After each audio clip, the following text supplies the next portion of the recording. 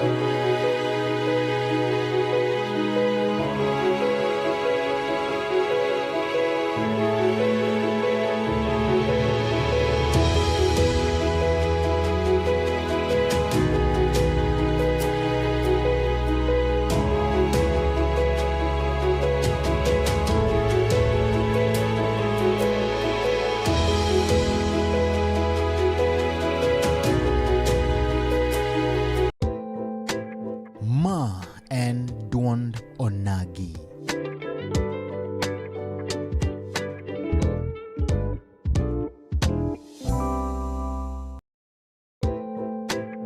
Ma en duond onagi.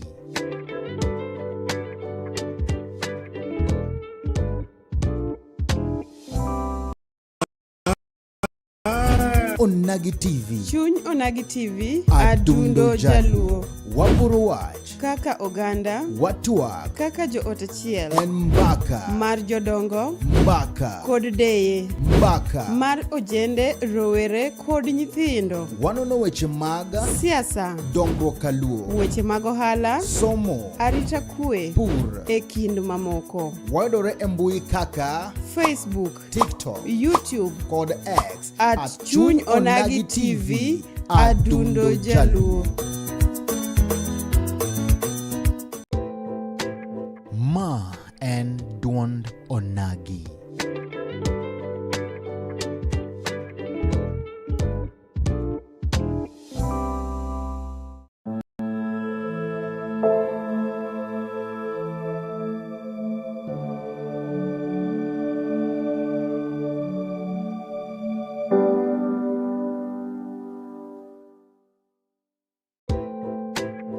Ma en duond onagi.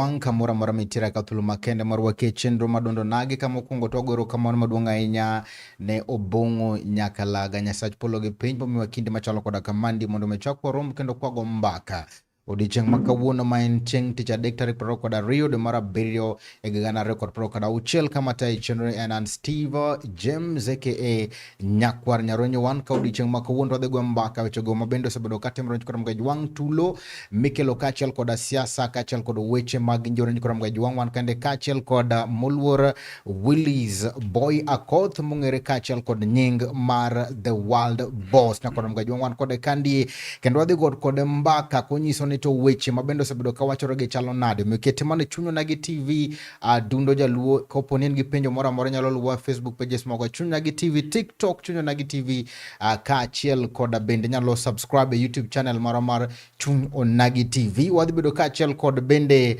wan kende kaachiel kod Mikai Celestina Chieng Oluoch mabende dhi nyiso wani to chalo nade nyakoro magajwang' wechego mabende koro idendo kata ni mbogi bende wasebedo kaachiel kod lokruok kata man transformation moro amora mabende wanyalo wacho ni oganda kata mana rowere bende osebed kikonyo kama chielo bende bedo kaachiel kod Jeremy Osotsi mabende wadhi godo mbaka e chenro mar duond Onagi odichieng' makawuono mekamora mora mitire akathul makende marwaki mondo mi donje twak kendo kwadhi go mbaka kaachiel kod moluor Willis Boy Akoth wacha ko chenro ne yo man chalo koda kamandie akathul makende mamosi ni to ichiu nade achiew maber tamba muso jonagi ni ochiwo nade. Awacho maber ngimani. Ngimana be Nyasaye orito. Erokamano. Ada ko thuolo makende mondo miyo ma kamera mari wanyalo chako gi wach ni to Willis inyalo moso oganda kata mana jahera machunyi Onagi TV ni to dhi nade? Amoso Onagi duto gi johera mar Onagi TV ni oyawre uru. Erokamano. Wachak kendo wayangi nikech koro ang'e ni oganda bende kodwa ng'eyo ni to Willis en wuod kanye. An ajaseme Kobita. But onyuola e town ka. Adonge town ka, onyuola e town ka. Gie sani Willis timo ang'o? Wandi mabende koro kelo ni yuto. Aja ohala kendo ajapur. Aloko ohala mar bucha. To ajapur kendo apuro niang'. Kendo apuro anguro. Ipuro anguro. Erokamano koda chako migosi Willis Boy Akoth aka World Boss. Ada mana penji ni ti achiel ariyo adek mabende osebedo katimore wechego mag njore to waneno ka bende oganda kata mana jopiny achiel ariyo adek osebedo kawacho ni Willis Boy Akoth aka World Boss itudo kaachiel kod njore mabende timore achiel ariyo adek. Wachako kaachiel kod monj mabende notimore Lake Basin Mall. Inyalo wacho nang'o? Mokwongo an aja Kristo, an aja Catholic motegno. Adhi e seminary kendo aluoro Nyasaye. Seminary nitie jomoluong masani gin pete. To wach moro achiel kata ariyo momiyo nok oluonga, but dabedo padri. Chama seminarium. Koro wach Nyasaye en gima luoro. To ka iluonga e wach njore kata iluonga ni achiel nikech atiyo ne youth. En luong man go ok en gima chako kawuono. En gima asatimo higni 24 25. Kuma chope ni gi kuma chako nitie kuma chake to sani en kuma chope ni. Achako chien asatiyo gi sirikand Kibaki matin. Atiyo gi sirikand Uhuru. Sani atiyo ka. Onge makosa mar support sirikal moro amora. En raticha mondo support sirikal kata support opposition. To asabedo ka support youth e yo mopogore. Kagolo gi koni. Emomiyo ng'ato nya associate. Jating' taka iluongo ni taka. To kata an ohala maloko kata ohand jamni kata kar pur. An achulo jotijena. Gere mager lakini ok ajakinyo. Gero gi kinyo opogore. Ohand jamni maloko naonge kata gop ng'ato mar jamni be pes ng'ato pok alalgo. Makapo ni nitie ng'ato mawacho ni nalal gi pesa ne madhiya. Wuogo wach. An gi ng'ato kamu. Koro emomiyo kata an kuo a condemned. Koro timbe matimre sani ok ni en timbe mochakre sani. Timbe ge nochakre chon. Gi kit siasa manego e Luoland. Siasa ma Luoland ne en mar pingo. Ma jogi nochopo no pingo. To ng'am no introduce gi e gini kata tim manoketo gi kata culture manoketo gi gini noko ng'iyo exit. Koro gini ok ochako kawuono. Gini ochako chien kabisa. To wan kuma chope ni momiyo kata jogi dwa luonge nyinga wakonyo jogi. To ng'ama luongo nyinga e gini sana en Babu Owino. Ema luongo gini gi jaduong' Orengo. Anyalo luonge ni Kwaru nikech Orengo asome GHC book. Geography, History and CRE. Publisher ne KIE.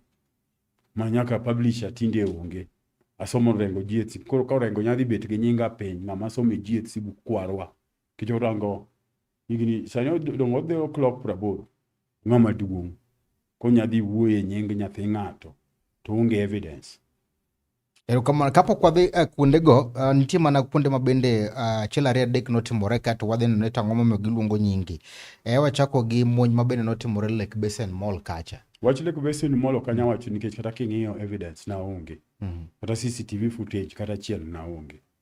To due to nitie tich matiyo emomiyo nadwa chako ni sigana momiyo nyinga Orengo sana Babu emo chako luongo nyinga eko introduce Orenge gini. Siasa ma Babu kane wang'iyo 2023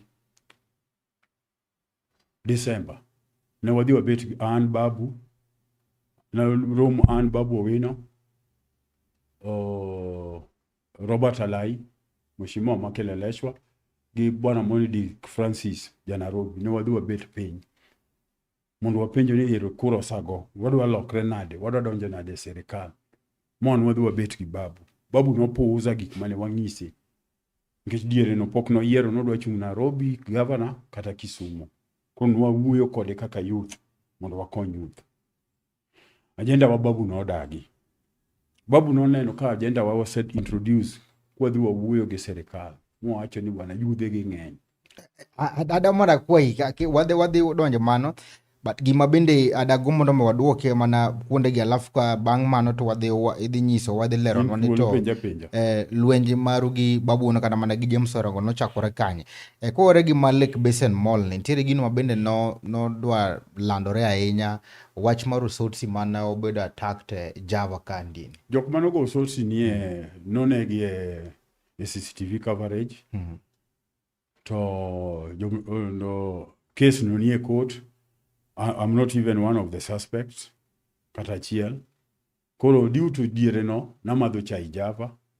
Koro anybody kata jok mana accuse no accuse nikech nan Java. To king'iyo CCTV footage no anaonge. Koro case Osotsi no en gimiyango. Jok manogole CCTV kata mana pichni gi manowuok e CCTV ne be ning'e moko kuomgi. Nang'egi ok anyal yambo. Ok no kanyal yambo. To I cannot account kata nyathina manyuolo kata jaoda madago. Akia kuma entie sani. Magi moko timo to time kaka ja Kenya to time kaka ng'ama duong'. Ng'ata man gi higni 18 mano is liable to timne.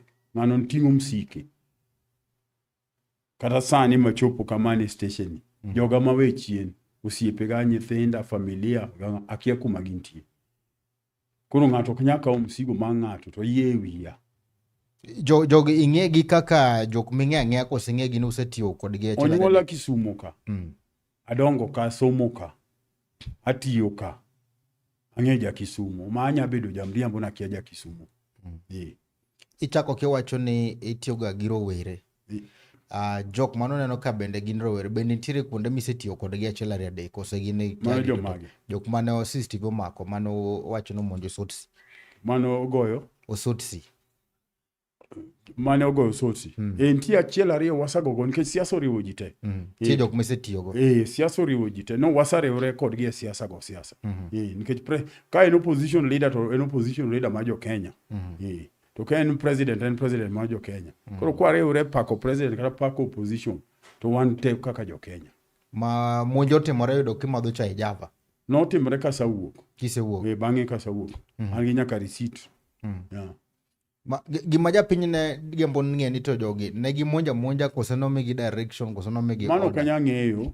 Joka gin pichni to case be pod nie court. Joka kapa ni joka dongi nyamanya to bio kila ng'ato wach nikech ene mong'e momiyo notimo gika.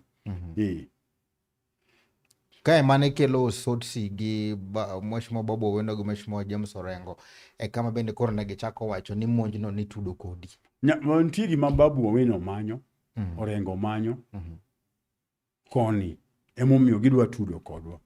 Aparo ni e program mwango mwakonyo wa support go youth omono gi timo program mwango omono gi timo tim magidwa timo.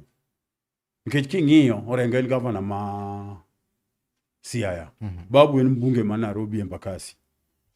Rallies magesa timo. Orengo poko timo kata rally Siaya. Babu poko timo kata rally. Kori yiena mondo lose wigi. Inyalo se wigi mana motenore gi malaf kore the expand mana. Babu poko timo kata rally Nairobi. Kata chiel. Ntie momanyo Kisumu kata momanyo. Nikech Babu ne wakwongo wagogo mbaka. Akwano ni ji adek manyiso unu osiepe gi Babu. Ne wan osiepe sani to kwan osiepe. Ng'ama ketho nyinga ok anya bedo go osiepe. Mano anya bedo jamriambo. Ano kabiro riambo. Babu kang'eyo joma nong'ere. Babu ang'eyo ka somo Kisumu Boys. Kame men gi uso gimiluongo ni ago obit. Ne en nguru milenyo. Mane men gi uso. Koro odgi mane uso. Ang'e kata kaga gidak Nyaori. Lande bwana miluongo no Nduru. Wuon padi. Ang'e Babu, ok na kiaye. En ng'ama ng'eyo.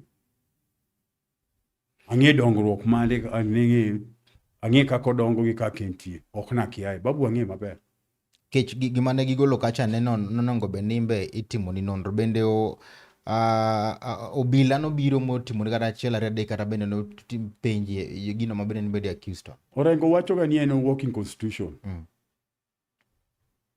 To ka nosetable evidence mar CCTV mo wacho ni jok mane nie CCTV mo okwano nyinggi. Anto pod oluongo nyinga nang'o. Nyis nitie gimo manyo kuom. To ibende polis nobiro moda kata dhogi e weche mane bede accused go. Police stage police en institution mopogore. Ochung kende kata sani account en go makende. Magi chulore. E wachno nokomanyi. Kacha ok goye siasa.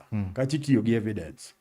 Gidwa manya nang'o to ka ging'iyo CCTV to naonge. Ka gitimo location mar Simba naonge area no. Footprints na nikech kikariambe na neno. Negi oro nyaka print out mar Simba. Mondo negi ng'i. Magi chunguza, magi yudo ni naonge area no. Negi oro print out mar Simba.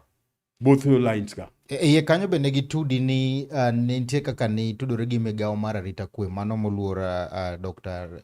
PS Raymond Omolo. Na tudra go. Ema mi information kata mi direction. Mokwongo. Kech kagi accuse to gi accuse bende PS Omolo. Mi ang'isi ni nitie gima Babu Gorengo dwaro. Momanyo kuom to manyo kuom PS. Nitie dongruok ma PS kelo ne ji maduong'. Mar ariyo kaneje ok aja Uganda, aja Kenya. To ok dinyisa ni ok akia ng'ano. Kech PS odongo ka. PS odongo Nyawita ka. To dogo tok korwa. Kuom nyamin baba gi mani uso kidi. Noloko kidi moa Kindu. Nodongo kanyo kosomo. En ng'ama odongo ka. En ng'ama oa piny. Ne nyathi kich manodak adak e ute ji. Ma en ng'ama ng'e chon. Ne en ng'ama ng'e chon. Koro ng'ato be ok nya yierona osiepna kata ng'ama ng'eyo. Kata indo ng'asa ng'eyi. Koro ng'ato ok nya rucho mano ng'e ng'ato. To onge jela mar koso ng'e ng'ato. Nikech kata ina ng'iyo kodi. Kata sani kwa be ni itimo uchunguzi mara. An kata good conduct na wuok. An pok no maka. An pok na kwalo ng'ato. Kata no tuweya no satuweya nang'o. An pok na kwalo ng'ato. Criminal record na ler. Makata ka sani kata ka kwa dhi ka DCI. Gidhi nyisi ni an gi good conduct. Makata ma DCI kedwaro tanya golo. Lena gimoro kandi tarik 11 dwe mar ang'wen 2026 gazet mar Standard no golo gimoro kandi mae kaka ne headline ne wacho Empire of Goons.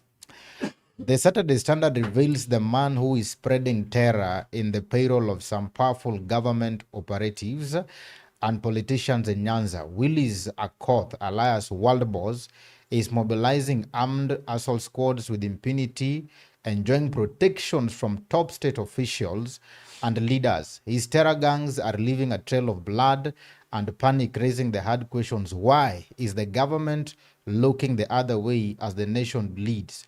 What do terror? What is the Interior PS Raymond Omolo all about that? Benineno gazeti no. Mbaka mano kilo na gazeti no na neno. How did you feel? Kata kaka ne react kan neno gini. Na feel it was character assassination. En gima ogoya gi kech ng'ato ka ango ni nyaka bed malit ni. Kikariam ni ati naratego ni gino nochwanya nikech no ni ango no. To piny ka tem biro mopogore. Koro mano ne chal kaka tem. Ang'isi ni aja Kristo kata aja Catholic. Kata sani wane week mar kata in ka penji da Yesu iluongo ni. Yesu iluongo ni Santana. Mane mama manonyuolo Mary. Wane wige ma odiochienge mar 6 kaka jo Catholic mane novena mwalamo sani. Da Yesu manonyuolo Yesu. Iluongo ni Santana. Koro gimang'isi ni gimnokonye en Ruoth Nyasaye. Nadoga kuome nikech nang'isi ni an seminarian. Rosari ni en gima aruwo pile. Achiwo gokinyi taruwe. Kata ka chiwo dier otieno. Kata ka pok anindo. Ang'e rosari madwa ruwo. Kata sama an gi koko gi ng'ayango nano. Aruwo rosari ma St. Benedict, St. Michael's. Tago agamba ka gi Nyasaye. Chal ka gima noketo bende ne nitie danger magino ne nyalo kelo ni. Danger nokelo na mang'eny kata sani pod okelo na danger mang'eny. But singanda nyaka pimni momiyo nyinga imiye ne gini. Nitie gik ma jogi dwa timo. Lerna na japiny koro wami thuolo. Gigi ka chako gi gik ma jogi dwa timo. Ka chako gi gik ma jogi dwa timo. Mokwongo ne wadhi wawuoyo gi Babu about youth. Nodagi, nokoneno ber mar youth. Nokoneno. Youth ma sani mwatimo, wagolo youth mang'eny njore, wagolo giti, kech Kisumu ka waonge factory. Factory mo wan go gin ma jongo, gin ma ketho ji. Factory mo wan go Kisumu ka gin ma ketho ji. Wan gi kuotho, wan gi nyiego, gi dondruok. Apart from that, wan gi ngware gi bus park. Nyisa gima duong' mondiko ji. Onge. Koro adwa penje kata king'iyo system mar Kenya mo wan go. CDF nitie basari mar school fees. Mipuonjo go ja primary gi ja secondary kata ja university. Nyisa kony mimiyo ng'ato bang' kosetieko kanyo. Seche moko nodhi otimo education. Opuonje ni en system, opuonje ni en idhi ndike. Ndiko onge. Oduogo tema. Mane gima timore. Koro support mosabedo kwa miyo yudhegi. Kich wan gi jok mwa konyo kone gi kocha. Awinjo ka jomoko luongo gi ni penat. Beni kech kapoko kai ma ng'ato mi pi modho kata chiemo ikia kech. Koro weng'iyo ni thin mar chiemo no tin. Ni kipimo. We wuoye kipimo. Ng'e ni gini bo konyo ng'ato, sustain ng'ato mondo chopo kiny. Beni sama kech kai kata riyo ingi. Kiyudo chiemo moro tichamo kata pi moro imodho. Onyako indalo 2-3. Ochal gik ma jogi luongo ni penat. Igolo kijana imiyo apiko. Imiyo ng'ato water pump. Imiyo ng'ato car wash machine. Ikawo miyo moro. Yaone ohala mar salad, pimo salad. Ikawo miyo moro. Yaone ohala mar chips. Ikawo miyo moro yaone ohala mar mtumba. Igolo ng'ano from point 1 to point 2. Gima face ma wuoyo no wasabedo kwa support. Namba hapa ni nitie ji dhi goyo feedback idhi ori. Ji dhi go mbaka. Idhi neno feedbacks go. Wasabedo kwa support youth di. Support ma youth gin. Emo sakelo. Shida ma Babu nego kwa chako kode. Babu dwa chung governor ma Nairobi. To dwa chung gi pesa serikal. Odwa biro kelo koko. To bargain. Gika kung'iyo. Obiro bargain. Odwa ni serikal omiye free. ODM kiko chung gi ng'ato. To miye support mondo oyomgo Nairobi. Nikech onge pesa mar bankrolling his campaign ma Nairobi. Nikech kata yin kaponi un gi record. Nyisa chieng' ma Babu sa campaign Nairobi. Ang'o muyiro ga do wino. To kwa chako mopogore. Wang'i history mar ng'ama wuoye wiya. Nikech osa wuoye wiya ka pesa. Ka ng'ama ng'iya. Amba nitie kaka ng'i. Nitie kuoma iluongo no gangare. To nitie kuoma iluongo ni wash. Wash gi ogangare players mondo kuno succeed gin ji adek. Nitie ng'ama iluongo ni choka. Mano ng'ama kelo ng'ama kwalo. Ng'ama kwalo ni iluongo ni mugo. Mano shengwan. Choka luongo ni choka. Choka kelo ng'ama kwalo. Ng'ama kwalo ni iluongo ni mugo.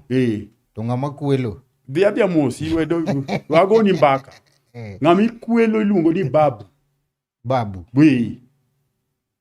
Koro nitie choka, mugo gi babu. Babu ema kwelo. Koro ji pok ong'iyo ga momiyo bwana ni iluongo ni babu. Babu ni ne ja wash. Emomiyo nyinge mar babu luongo ndi. Nitie kama iluongo ni kijiweni kuma jokuoge rome. Iluongo ni kijiweni. Koro kanye mama babu rome. Jokuoge rome. Koro en shengwad ma ji ok winjre. The same way miluongo ni Mbogi. Mbogi ok en jakuo. Mbogi en rawera gi dholuo. Tiwinjo ka jomoko luongo gi ni chude. Chude en 2.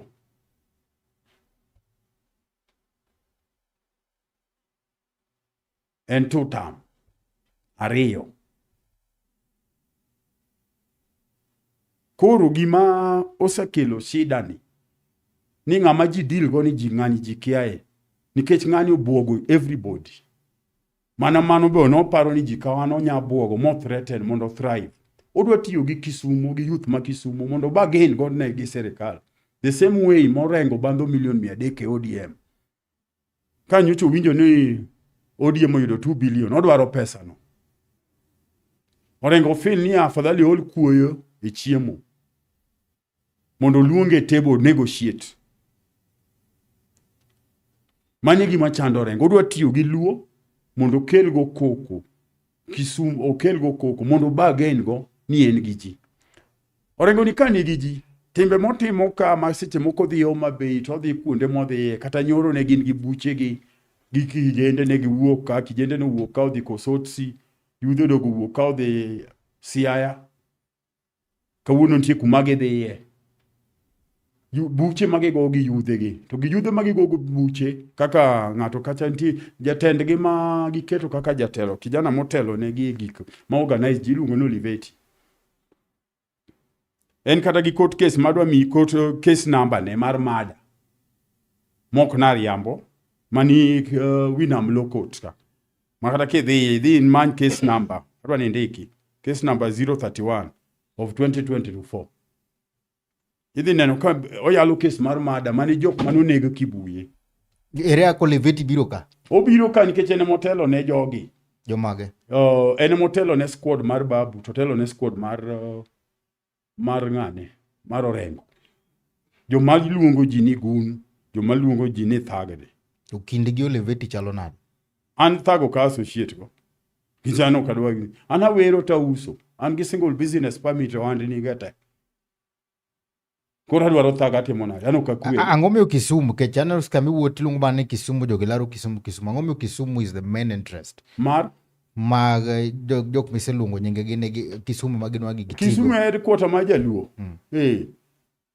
en ed quarter ma Jaluo kata kidhi ku Mombasa onge Homa Bay ndogo en Kisumu ndogo kidhi Nairobi nitie Kisumu ndogo kidhi Thika nitie Kisumu ndogo kidhi Nyeri nitie Kisumu ndogo mane ed quarter mar Jaluo kata ke Google anything mane BBC ndiko nondiko about Kisumu gi Kondele. Sunday mokalo St. Stephen Cathedral Kisumu kandie ne wano ka Mheshimiwa James Orengo kaachiel kod ne gibiro lemo kacha to ne wan kata gi tula achiel ariyo adek kama bende ne ochako luonge nyingi ni ine mane chalo ni organize rowere mondo mi odhi otim attack e church. Awinjo kiwacho ni James Orengo Sifuna ne nitie. Ha? Ne nitie. Iwinjo ka Sifuna sawuoyo about Kisumu. Chieng'no Orengo nogo press Sifuna noko wuoyo. Nyagilok Nairobi nyaka kawuono Sifuna pok no wuoyo. Embe ne en St. Stephen. Nikech ong'e mriambo. To Orengo wacho ga ni en walking constitution. Kendo eno deal gi evidence. St. Stephen nigi CCTV. Bisel no ka gi release.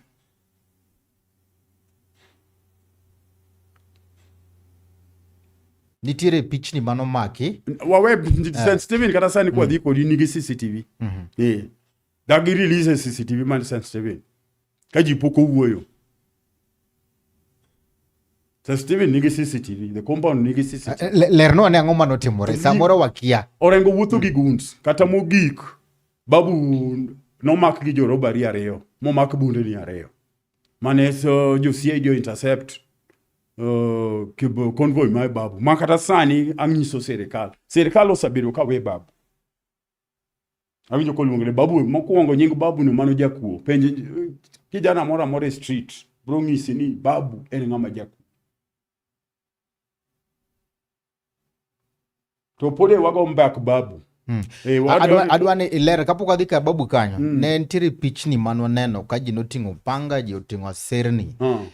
Ka ben ne gidhi St. Stephen kacha. Nyiswa ni to joge ne gin jomage. Ang'o manyiso ni ne gidhi iwacho ni Orengo bene wuotho gi guns mag. Mago jogo Orengo mane wuotho go. Koro nyiswa ni to attack ma bende nobede kacha mantiere janyalenda moro manotho kacha pikni bende no wang. Ji 2 notho. A pikni aboro no wang. Mano kwariambe. To before ne tarik 11. Dong last month tarik 25 kae no Orengo giri no luongo maandamano Kenya mzima. Mar anniversary mar Gen Z. Kisumu ne onge koko, Kisumu ne nitie kao kura. Ka jo Kisumu gi youth gi thag ma giluongo no. Gi gunism no dak notemre Kisumu. dak no adhi ndara ngom no mono adhi ndara tari adhi amos waduoki dhi penja kaka duoki saba Kondele mane en kuota Kondele ne kungo muche kaka bira muche dak ne ji odhi e saba ndara nikech nitie ohala mwadwa donje mar babu gorengo ma igi mong'eni wa differentiate ohand jogi en ang'o we ng'iyo nikech oyiere chone mani nyiso waga ni ng'amuti ema nigi wisdom kata ng'amofuo tiga koso ng'isi ni ng'amofuo kunya biti ng'amofuo tiga koro we wuondwa chon ohand jogi en ohande mani nitie ohala ma jogi dwani wati kodwa mondo waloki emomiyo tarik 11 let it come clear mondo penje kata bishop ne asere ka nogolo kaji nochopo e lwete nade kotimo samon kech asera cha en before koko chowuogi kech kata footage ma owuok ka ji gore tiwang'a piko gicho wuok ka bwana cha oseting'a asera gi noomo ga ng'e kanisa kech bishop cha sana no katingo naneno koting'a asera pok naneno koting'o muma bishop ong'injo koro ene molernwa to kaponi wariambo to dwa prove warong ogol CCTV mar kanisa nikech macha gima negi plan manegi dwa timo to mumio na kelo nying ng'ama iluongo no Olivetini events get temo sadhi ji thoe to giloko ne ji manegi magibere giloko ne ji manegi magibere nikech giyudo forums babu oyier koro yudo forum kaka ne elected MP orengo yier kaka governor to yudo forum koro wawacha diera ni kwariambo to nitie evidence magilando cha gigol CCTV mane ni Anglican kanisa mondo gol timbe gi mane gitimo mondo ing'egi mnokelo rengo kanyo mar kelo koko nikech nok gisaksi tarik 25 gi tarik 7 saba emomiyo gitemo nyuolo gimiluongo ni koko mondo gitigo gikonago sirikal en ohala Kiena pinji man gino mano bedo timore chieng'no gima bende ne public domain nowachore ni on that very day ne nitiere park iluongo no Victoria Park gi chokruok moro kanyo then church kacha bende ne nitiere gi lamo no so harakati mabende nitiere kata mabende koro tuluno nowuok to nyingi bende ano ka orengo bobe ne owuok kanyo mawuoye gino ma samoro japiny bende digo mar ng'eyo ni to gino mano timore no in kaka Willis Boya Koth inyalo wacho ni ang'o mano kelo gino to wang' Kisumu nikech ngire Anyang' Nyong'o be nodhi mogolo press statement mowacho ni gitemo matek maneno ni Kisumu oketo okang' machielo lakini tulo mabiro achiel ariyo adek koro thiro Kisumu mono kata mana investors bende mondo timore nade mondo mi odonji in kaka jadak ma Kisumu kaachiel kod jogo mabende samoro tiyo gi rowere in gi mbogi timo na gi empowerment gima notimore no nyalo wacho nang'o gi park mabende samoro nowacho ni nitie katiyo gi statement mar press statement mani public domain mapa ni mara Anyang' Nyong'o professor no wacho ni nitie group mane nigi weapon to nitie group mane was unarmed to from the church to the park and 700 meters to 1 kilometer nyiso ni jokno ae kanisa no dhi attack ng'amu biro e lweny ok obiga piko ng'amu biro e lweny biro gi gik lweny kaka jokani neno kuting'o pengni gi gang'o emomiyo CCTV ma kanisa kumne gi kre to giloro pengni gang'o e gari nonge ng'amu biro e lweny nitiere pengni manolore gari to ne ni e kanisa kendo en pick up ma odonje gari e kanisa kanisa nolore no gibiro to gi offload gi e kanisa emomiyo kata ineno ka bishop boting'a sera ng'amne pok aneno koting'o muma en wang' ni noting'a sera kotang'o miya clip ma bishop noting'o kata muma ana sera mana neno koting'o koro ntie negidhi kinyo joma ne ni e park kaka giklem ni bura ne ntie negidhi kinyo joma innocent nikech right of assembly oyiene kila ng'ato to king'iyo gicha en ji owuok e kanisa kadhi e park okowuok if the church was under attack linti kata key achiel then kata sani waserito complaint mar bishop the report ni the church was under attack onge kata obi number kata kapok wabiro ka wadhi cheko nikech mane allegation. Ere kaka ing'e ni onge obi namba e police station? Aja Kisumo chik oyiena en raticha. Article 35 of the Constitution, access to information. Any civil servant should not sit on any information pertaining to the public. Kor en raticha. Kiwacho ni Kisumu is full of goonism. Inyalo wacho nang'o? Ko anatiyo gi statistic. Kidhi sani ka police gubung'isi crime rate odok chien. Ko pim gi choncha. Enena ni sani media ni malo of awareness. Magara ka sindano lwar ni to ji osego capture. Awareness ema ni malo. Kwa ng'iyo Kisumu is really disadvantaged. Moso Nyanza, but Kisumu onge gimi pure. Kisumu town. Onge factory. To youth ntiere. We should address the issue of the youth. Kata county government no penjige ni gin gi youth gin gi minister mora ma youth kata chief officer. Kata gin gi allocation mar youth. Ma gin gi CMO ne. Gin jo awere nyithi gi somo loka. Erokamano kapok adhi e break matin mondo mwadhi be wadbed kacha kachiel bende kod tielo mar ariyo bedo kachiel kod Michael Atito, wan bende kachiel kod Mikai. Nitie kama pok atieko. Yeah. Agoni mbak Babu. Babu ji osabedo ka buogo ji kabisa. Buogo ji gi thagari gi goonism. Creation ma Babu is goonism. Nikech nitie kata pitch Babu moting'o G3. Ariambo koso wacho adiera. Ndiye pitch Babu ma kumo sniff cocaine. Omadho nyasore. Mago picha mani public domain. Babu nentie ka chako gachiel kidwa yuono nini. Babu kata en mowuoye ni. Ana wuoye kaka nyithindo wamiyo dongruok, waloko nyithindo, wa cancel nyithindo, wan gi kanyaka counselors. Madhi miyo gi namba gi. Mondo wawuoye wach mbogi ni, nitie mama madhi introduce go kama emba dhi gombo no wuo kodi. Nyathine no drop out. From second year Maseno. Nobiro mowuoyo koda. Ma cancel nyathini. Kich mano kos manatemo. Mwaduoko nyathini. Masani en cameraman. Waduoke university. Kidhi dho Kisumu boys kacha ntie kijana mo iluongo ni Gunu. En drop out ma actual science. No madho drugs, no winyo, no wasa cancel. Sani opango gari. Owe timbe maricho. Odok. Okni timbe maricho onge. Timbe maricho ntie. Makata wan wakonye police tieko timbe maricho. Nikech omiyo nyithiwa inego, temako nyithiwa. Watieko. But ngama promote nyithindo gi to the street. En ngama iluongo ni Babu. Babu kata sani ogedo Karen. Msach mar MP wang'eyo. Onge committee mentiere. Ene committee achiel mar finance. But adwa penjo achiel ma adwa noduoka. Babu loko ala miluongo ni cocaine. Gi nyasore. The way mano lando ni ene mano wachonwa ma wan gi videos. Ni men gi eno somo gi changa donge. Eno somo gi changa. Ma eno upgrade gini. Owe changa wala mane gi loko nikech tinde ji kata orengo ne wacho ni en changa motere school. Changa is illegal. Mano drug.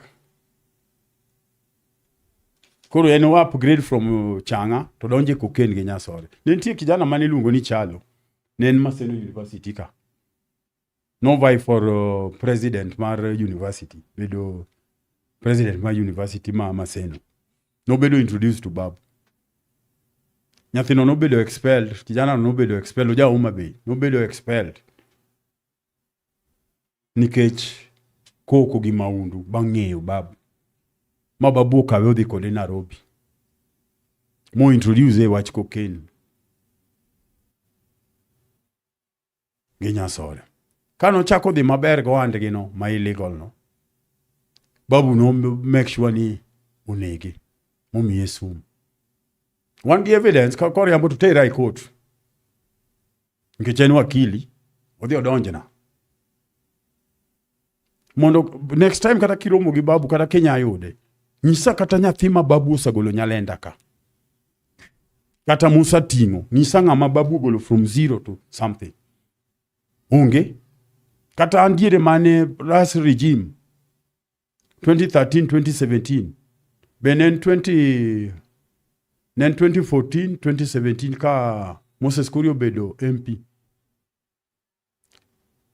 makorgi mamano be adwa blame MPs wagi gi langro nigi tero ga pe CDF kaji Moses Kuria ne ndiko Moses Kuria ne punjo na nyithindo from ka an gi ji mang'eny machulo ne fee nyaka national school provincial schools ki apuchulo ne ji mang'eny school fees through CDF mar Moses Kuria makata ke Google sani yudo ka MP chiwo single fadek ta location mar basari duong seche moko MPs wagi tero ko basari kanyi ok ni basari tin mago jo machamo basari koro ng'isa gi mababu osago ng'isa ong'iswa kata nying ng'ata chiel mosagolo Nyalenda ke jo mosomo Nyalenda ka jo modongo Nyalenda ka wang'eyo mababu osetero school kata mochulo ne fee nikech nitie gimiluongo ni kony gi tich nitie service gi favor nitie huduma na usaidizi gipogore kitiyo kigocho ne jo Safaricom sani nikech arrogance mantie Kenya ka ibo winjo ka ja Safaricom Kenya ni how can I help you, how can I assist you, nikusaidie vipi? To kigocho bo Tanzania Vodacom nikudumie vipi, how can I serve you? Ero kama mtigi madwa tie kuka and I want it to be clear on this hakuwa dakika mokari adek by awinjo ka babu wacho ni ati kata kelando ni ati Embakasi oti ang'o ng'ato komi pesa ne dhi nyiewo go chupa ni menyiewo mani tiyo kose tiyo gi pesa no tije ong'isa gima extra motimo ne youth mopogre gi pogo basa richa macha ratich gi joka it is their constitutional right yange kaka mbunge chel kuom mbunge matimo ber nikech nitie tiyo gi konyo otiyo to kokony tiyo mano tije momiyo chamo msara donge chule mano chule mondo ti kaka in ka entie gik ma entie tiyo gi konyo achiel wi 10 mamo mondiko cha botimo kech macha to achiel wi 10 ken miyo padri pesa achiel wi 10 en konyo nyathi kich gi chiliel mani mamu wuoye kech kwa luora to Paulo ne twang'o ema to lando wach Nyasaye mangiso ni padri onge ni tiyo to lando wach Nyasaye ka kony biro to kony makando to nyisa kony mababu sa konyo ng'ato gi tiyo pogore to structure ma serikal kata kogonu mbako wacho no be NMP to dwa bedo governor odwa timo nwang'o be gisa kwanonu ni president ni oktima kata MP ni oktima an adwa timo ma to tiyo gi konyo bopogore mano gima wawachi nikech wan kuonde mwantiere kata jok mwatiyogo konyo ok giti wang'e jotelo makonyo ji kabisa mabe wanyakwanoni koro konyo gitiyo opogore japiko koting'i moteri kamoro molori michule sing pravich kar sing pravich mano tiyo ni mano kikonye to kimiye something extra on top of sing pravich mano konye koro wapoguru konyo gitiyo anang'isa ng'ata makata babu satere driving school mogolo Nyalenda mokonyo babu en ng'ama wuotho gi gun ma serikal emoweye magombo ni one of his day mopango no dhi rally mondo ki serikal intercept convoy neno ibo yudo ko yudo bundni tidhi yudo pengni mane ng'ama babu en anyisi wacho gangaricha ndiye joma mine ma babu osa konka ma gidagi wuok ayanga nikech nodogo blackmail gi nudes gi kosa kwali tinindo kodi tigoyi video koro ok nyagol pichani emomiyo mine go ok nyawuoyo but giwuoyo penka to gaye nyadhi e media nikech joka nigi nudes gi mane ka kitugo tigo ne ogangare Koro giluongo kar nude no iluongo ni gi nying kuo. Iluongo ni watoka kibandi. I drop gino.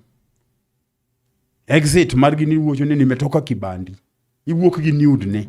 Ma adwa ni dhi tim investigation no gi sheng tam. Idhi yudo ka gino ni en slang manie street.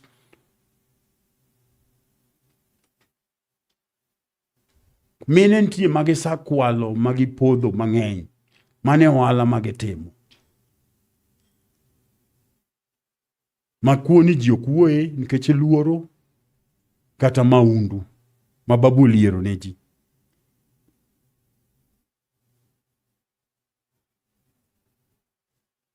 To koro wan kaka rowere masani ka police nitiere ka, records nitiere ka, jo human rights nitiere ka, gin gi statistic.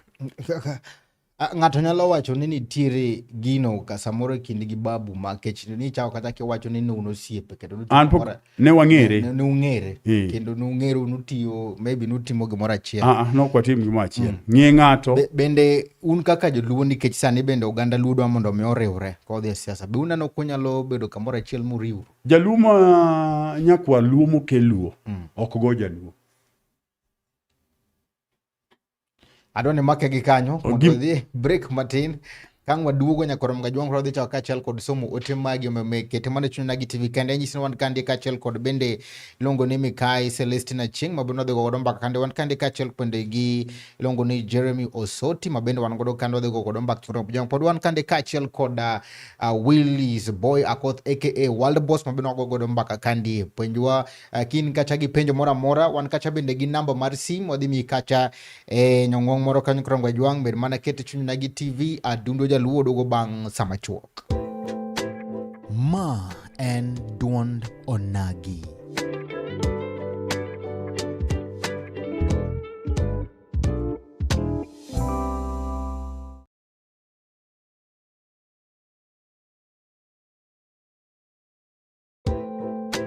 Ma en duond onagi.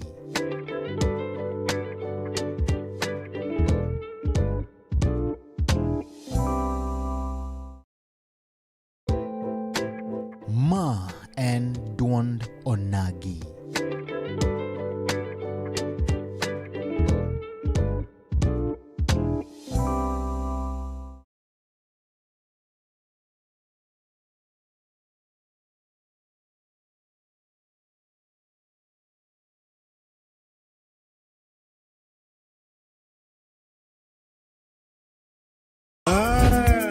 Chuny Onagi TV. Chuny Onagi TV. Adundo jaluo.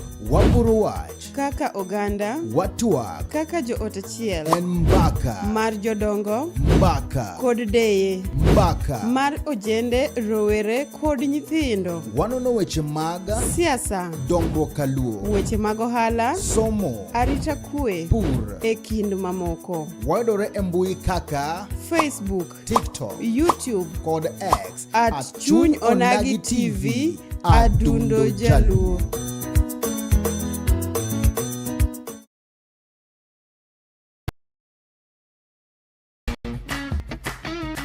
Looking for furniture that speaks comfort, style, and strength?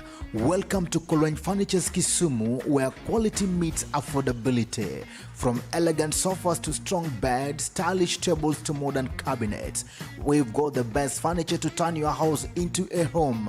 Enjoy great prices, long-lasting durability, and reliable delivery services right to your doorstep. Why settle for less when you can have the best? Visit Kolweny Furniture's Kisumu today. Call us now on 0716-520 Ma and Duond Onagi.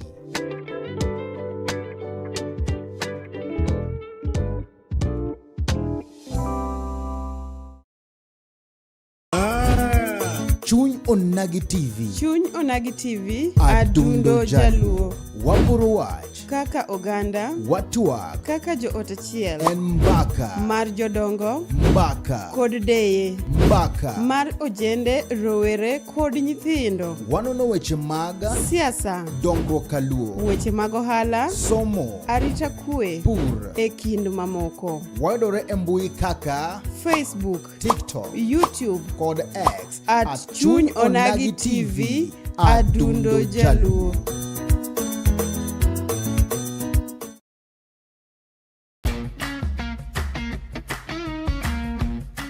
Looking for furniture that speaks comfort, style, and strength?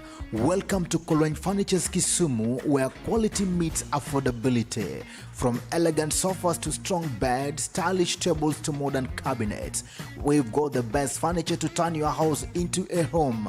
Enjoy great prices, long-lasting durability, and reliable delivery services right to your doorstep. Why settle for less when you can have the best? Visit Kolweny Furniture. Chuny Onagi TV. Chuny Onagi TV, Adundo Jaluo.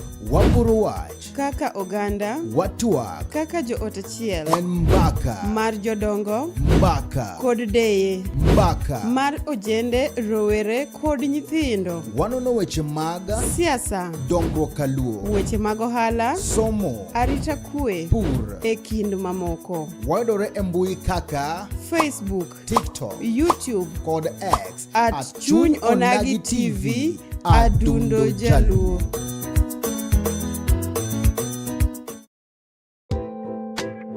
Ma en duond Onagi.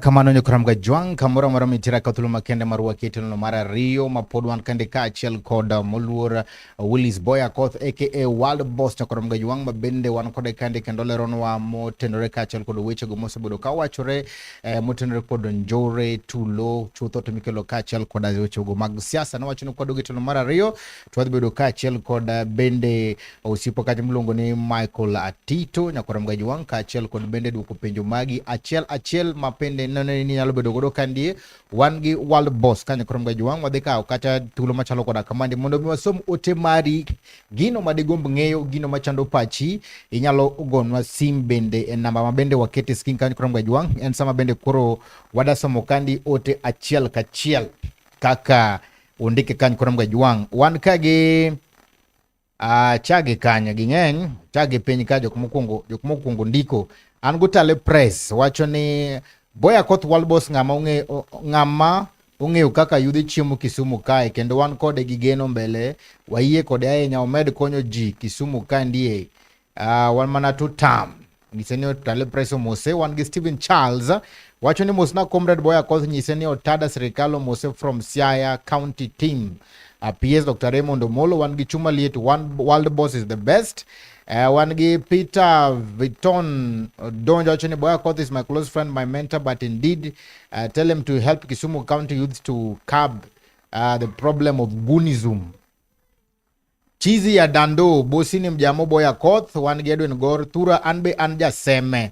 Please let's empower the youth. Following politicians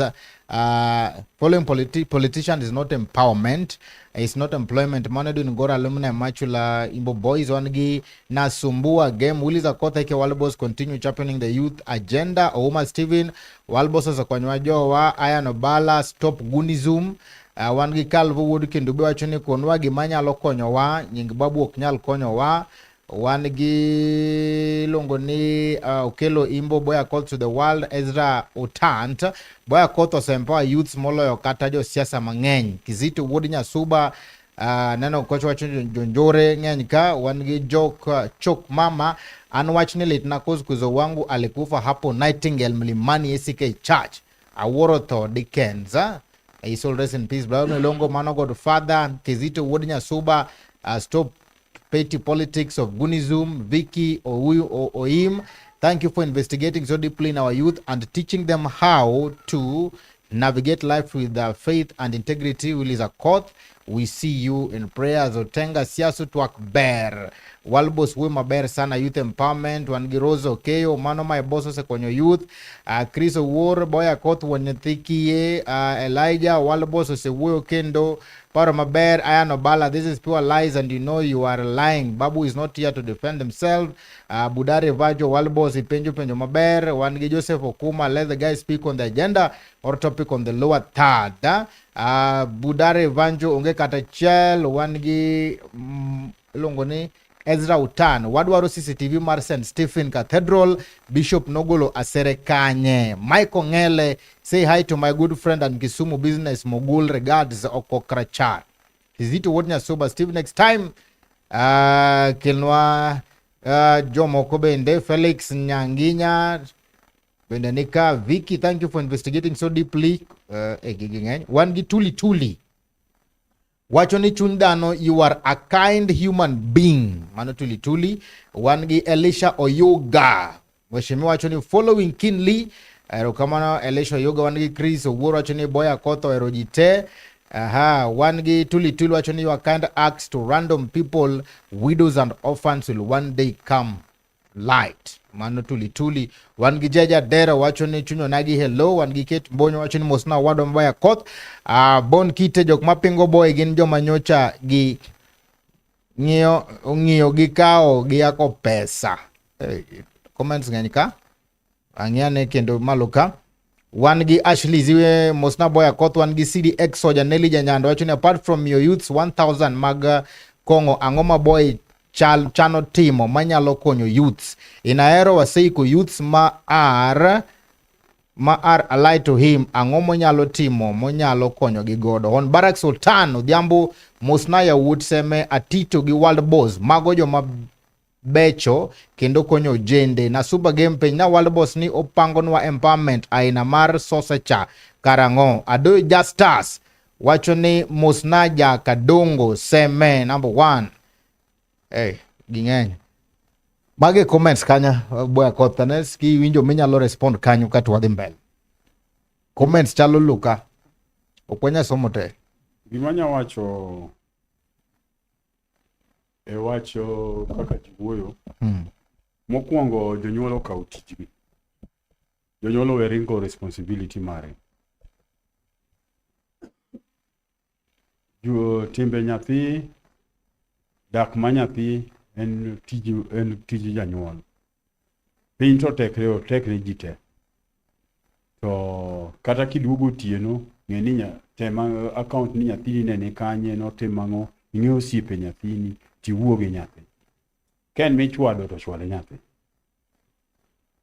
nikech jok ma giwacho ni jonjore nyithindo ma jokuogegi nyithindo gi ok gin nyithinda winjo ni moko nitie ahero an ajaseme wach mane minyalo wacho ahero nyithindo ma bende nonegi to wacho ni nyingi iluongo nyingi kanyo nyinga to ok dageng' nikech onge gima dageng' go ng'ato koso luongo nyinga janyiego kata ng'ama nigi wachne biro luonga nyinga kamano biro konyo to janyuol ma nyathine osechopo higni 18 ok nyal wuoyo nyathi ada penj achiel kaeto wadhi ira Tito mondo nyiswa ne kandi Bugosi Boy Akoth aka World Boss ang'o momiyo nyingi luonge weche mag gunism ge nyinga nyaka luonge nikech iwacho ne jatend gunism Kisumu County ano ka jatend gunism anan ge bucha e Baspaka gi buchni mang'eny aloko ringo kata kidhi e sekta ma joringo gibung'isi ni an ng'ata ang'o momiyo bedo associated gi gunism nikech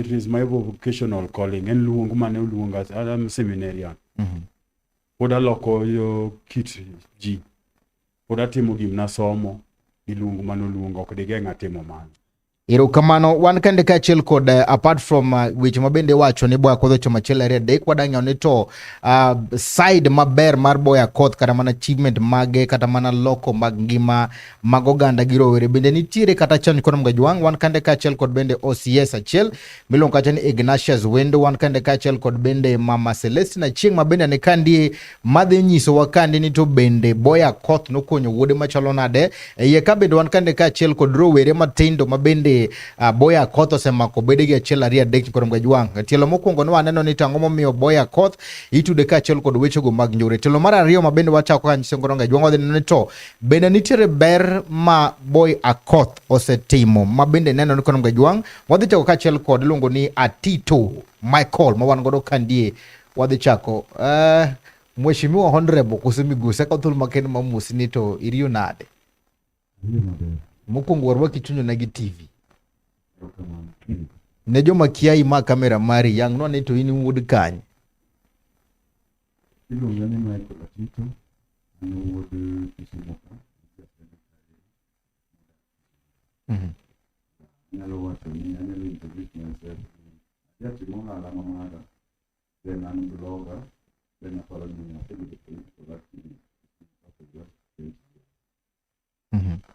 sani ni gi jasiasa mane Anya support President William Ruto national case.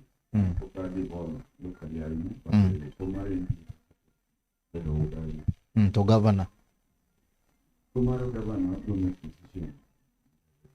Aneno kapolo. Unyisowa gimoro motenore kaachiel kod Willis Boya Koth ne wacho ni blogger kendo ang'eno uromo gi ji achiel ariyo adek tudruok mar gi Boya Koth chalo nade Wanusi to wako siasa. Wanusi to wako kwa siasa. Aparo ni wana mang'eny maonge lemo kawuono mar telo. But koro wan be luong mowacho ni Nyasaye nomiyo mar bedo rowere oriwo wakore koro ok wan elected yet wan kaka political activist manie town ka so an ng'enyne en osiep.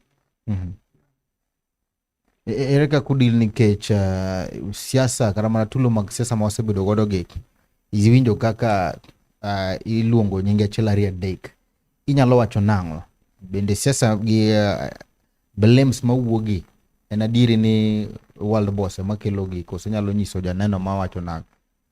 Adwa na kunga approach to the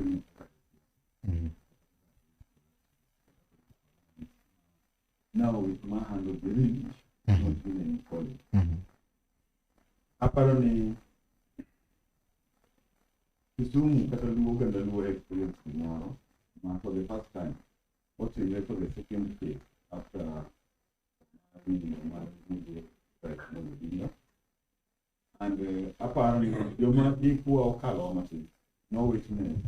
Money in 1995, 1996, he was 1997, and Jeremy was 1990. So politically, I say Kete Ango. Immediately after the death of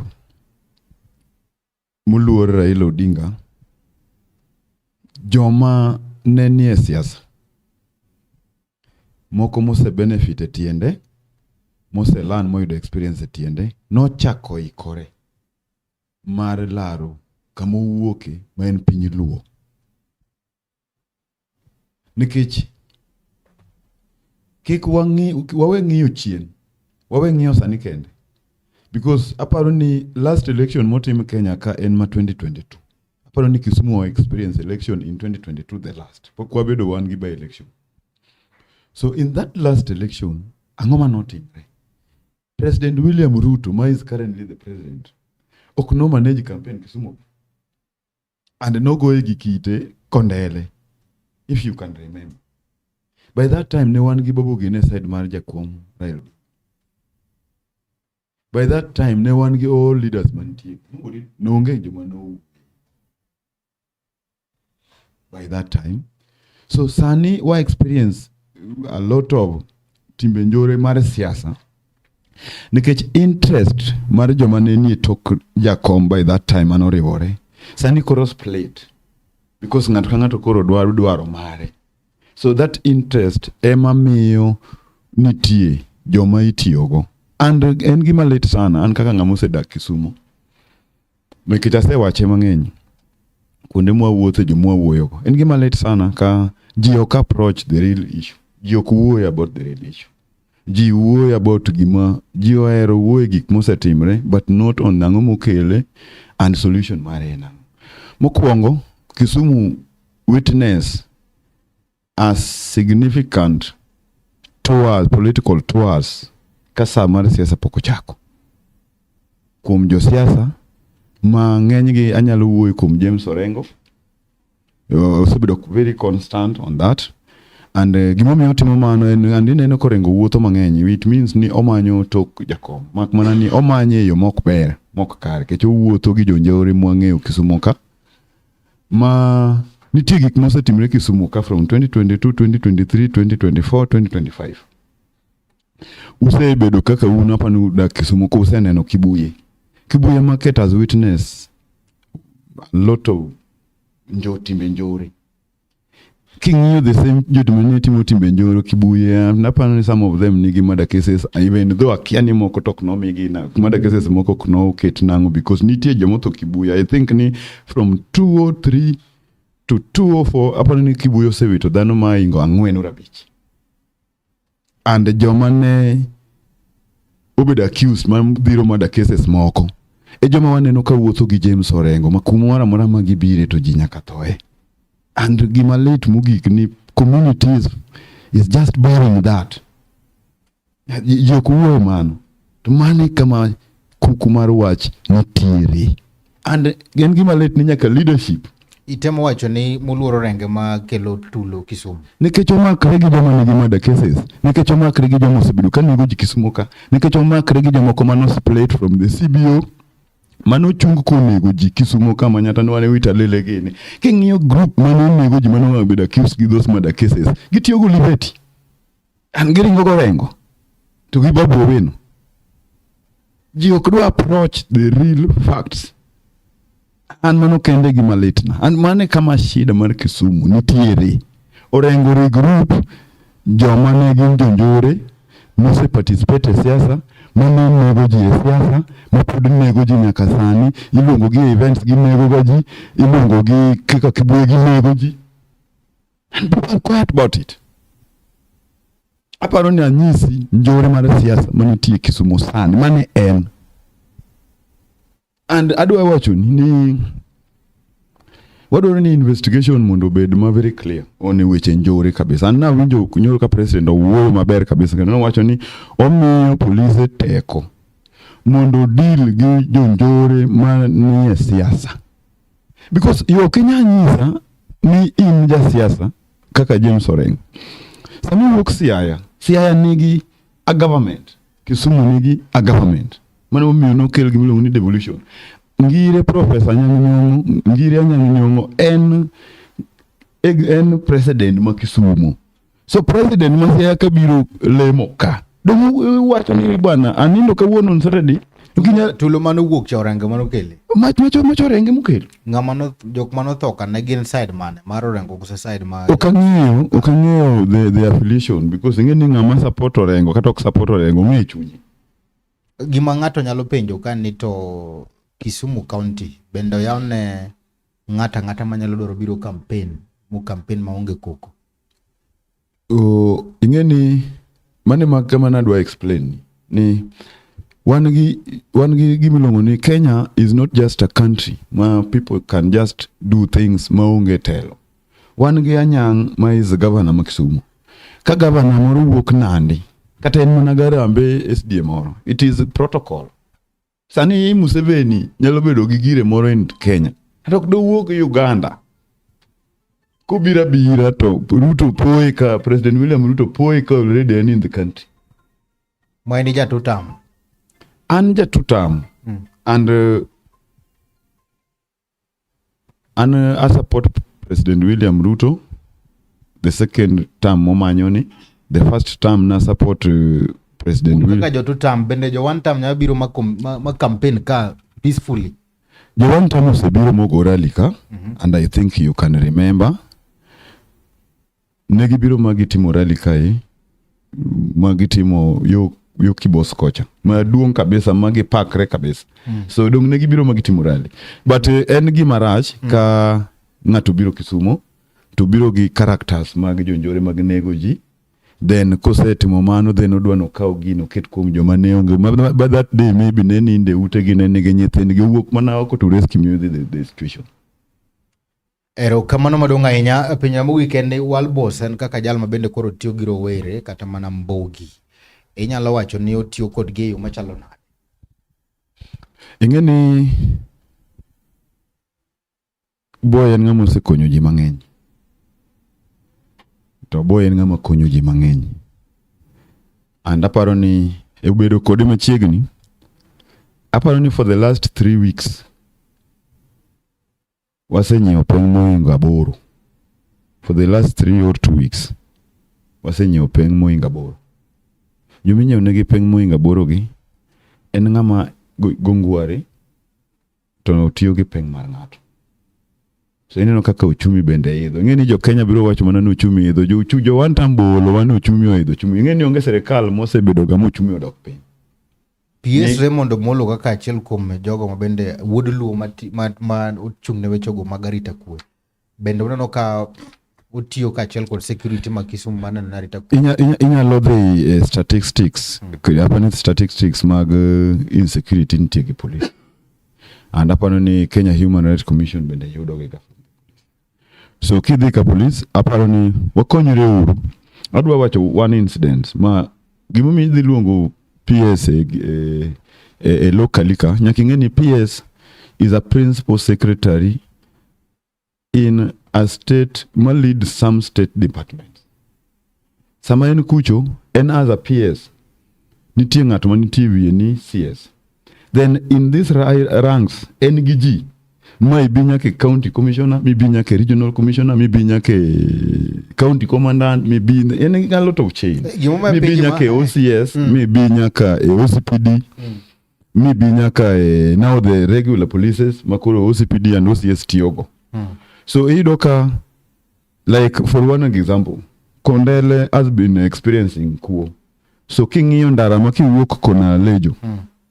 Kizi iti ka local box.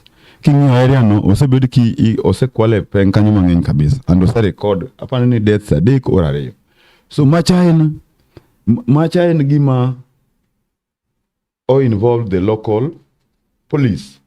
And king'iyo gima ne timre kacha en gima involve nyaka wan wawegi kaka raia modak Kisumu. Because kidhi ndara ma Kawocha nitie nyithindo moko ne nitie kona kanyo.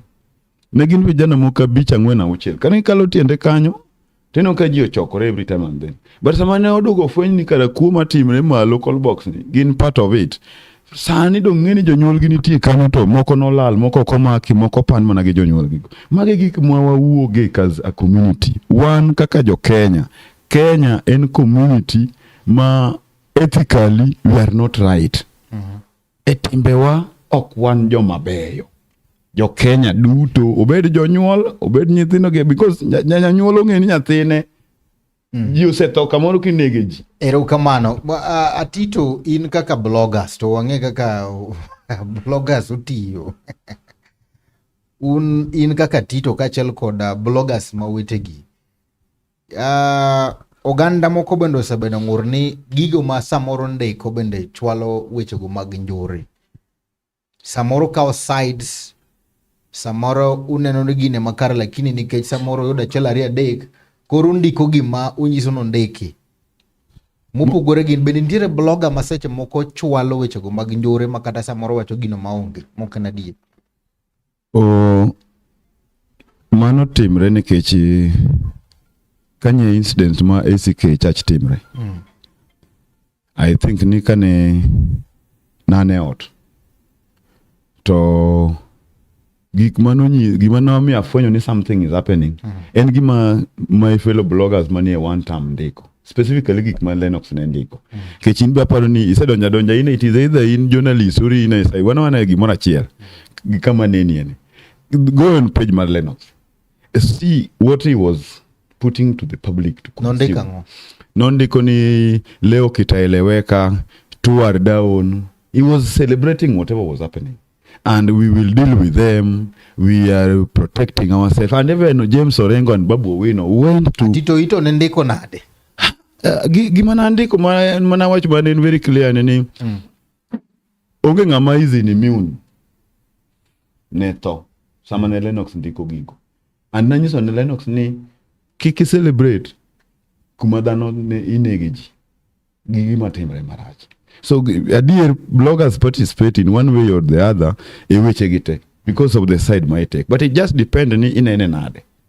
Ngeni mane shida mar Kenya. En nitie ng'at ma kama inene ni en bonene angoni. Nitie ng'at moro ma wuoche gi en bonene angoni. But the reality is ni nitie timbe manjore manyaka wan kaka bloggers. And adwa wacho ni bloggers nyose riwore. Mwaloso umbrella moro.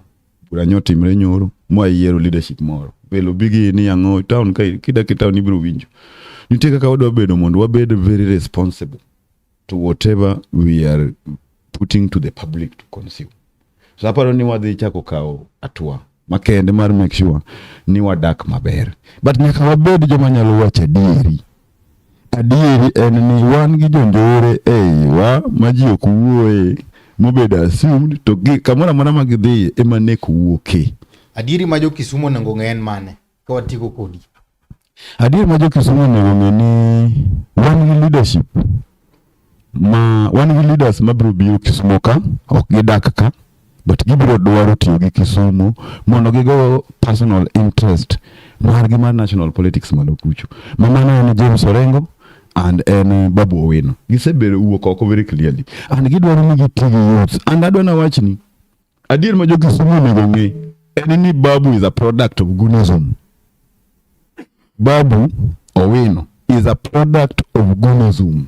He thrive and say rise because of Gunism. So wadwaro ni wakwer jowa majo Kisumu ni we are not going to tolerate that kind of politics. Wadwaro ni ka ng'ato biro e siasa kata obiro go siasa ni obia kibiro chung Kibuye kacha witing'o ji mabiro go pengni gi runge bia iwuogi jo Kibuye gi kwe mondo idhi nikech at the end of the day jo Kibuye madong kanyo ka loko kendo gin makiny giduogo loko ka pogo kanyo. Mane gima nyalo wacho ni jo Kisumu. Erokamano maduong' ahinya. Wadadhi break matin wakelo kacha Mikai Celestina Cheng oluoch mabende dhi nyiswa ni to chalo nade. En ka achiel kuom mine mabende nigi achiel kuom mine mabende nigi nyithindo kata jogo mabende koro nigi nyithindo koro mgajwang'. Osebed kiwacho ne nyithiwa tiyo godo e yono ma ok ne kare, josiasa tiyo kodgi e jogo mag njore, jomoko bende dhi e siasa go to ngima gidong' kanyo koro mgajwang'. Wadhi luonge kato nyiso ni to en kaka ng'ama miyo oneno ni to chenro mag wechego mag siasa kaachiel kod tulo gi njore to chalo nade koro mgajwang'. Wadhi luonge kandie kaeto dhi nyiso chiel ariyo adek ka bende wan kande kaachiel kod ojende mabende iluongo ni Mbogi kata mana chude wadhi luongo kata kamano nyiso ni to chalo nade. Waduogo bang' sama chuok kete mana Chuny Onagi TV adundo jaluo. Chuny Onagi TV. Chuny Onagi TV Adundo jaluo. Wapuro wach. Kaka oganda. Watwak. Kaka joot achiel. En mbaka. Mar jodongo. Mbaka. Kod deye. Mbaka. Mar ojende, rowere kod nyithindo. Wanono weche mag siasa. dongruok kaluo. Weche mag ohala. Somo. Arita kwe. Pur. E kind mamoko. Wayudore e mbui kaka Facebook, TikTok, YouTube kod X at Chuny Onagi TV adundo jaluo. Ma en duond Onagi.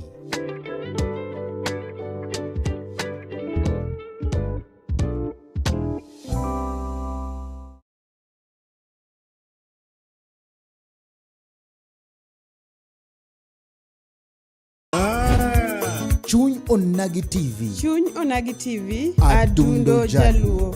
Wapuro wach. Kaka oganda. Watwak. Kaka joot achiel. En mbaka. Mar jodongo. Mbaka. Kod deye. Mbaka. Mar ojende, rowere kod nyithindo. Wanono weche mag siasa. dongruok kaluo. Weche mag ohala. Somo. Arita kwe. Pur. E kind mamoko. Wayudore e mbui kaka Facebook, TikTok, YouTube kod X at Chuny Onagi TV adundo jaluo.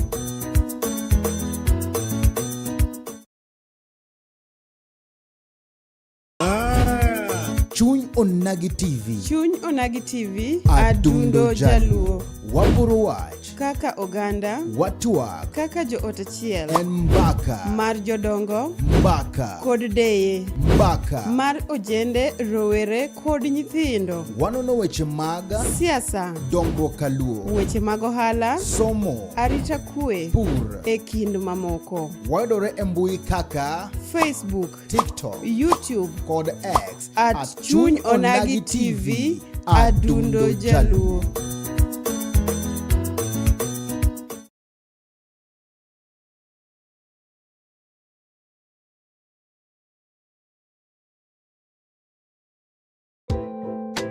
Ma en duond Onagi.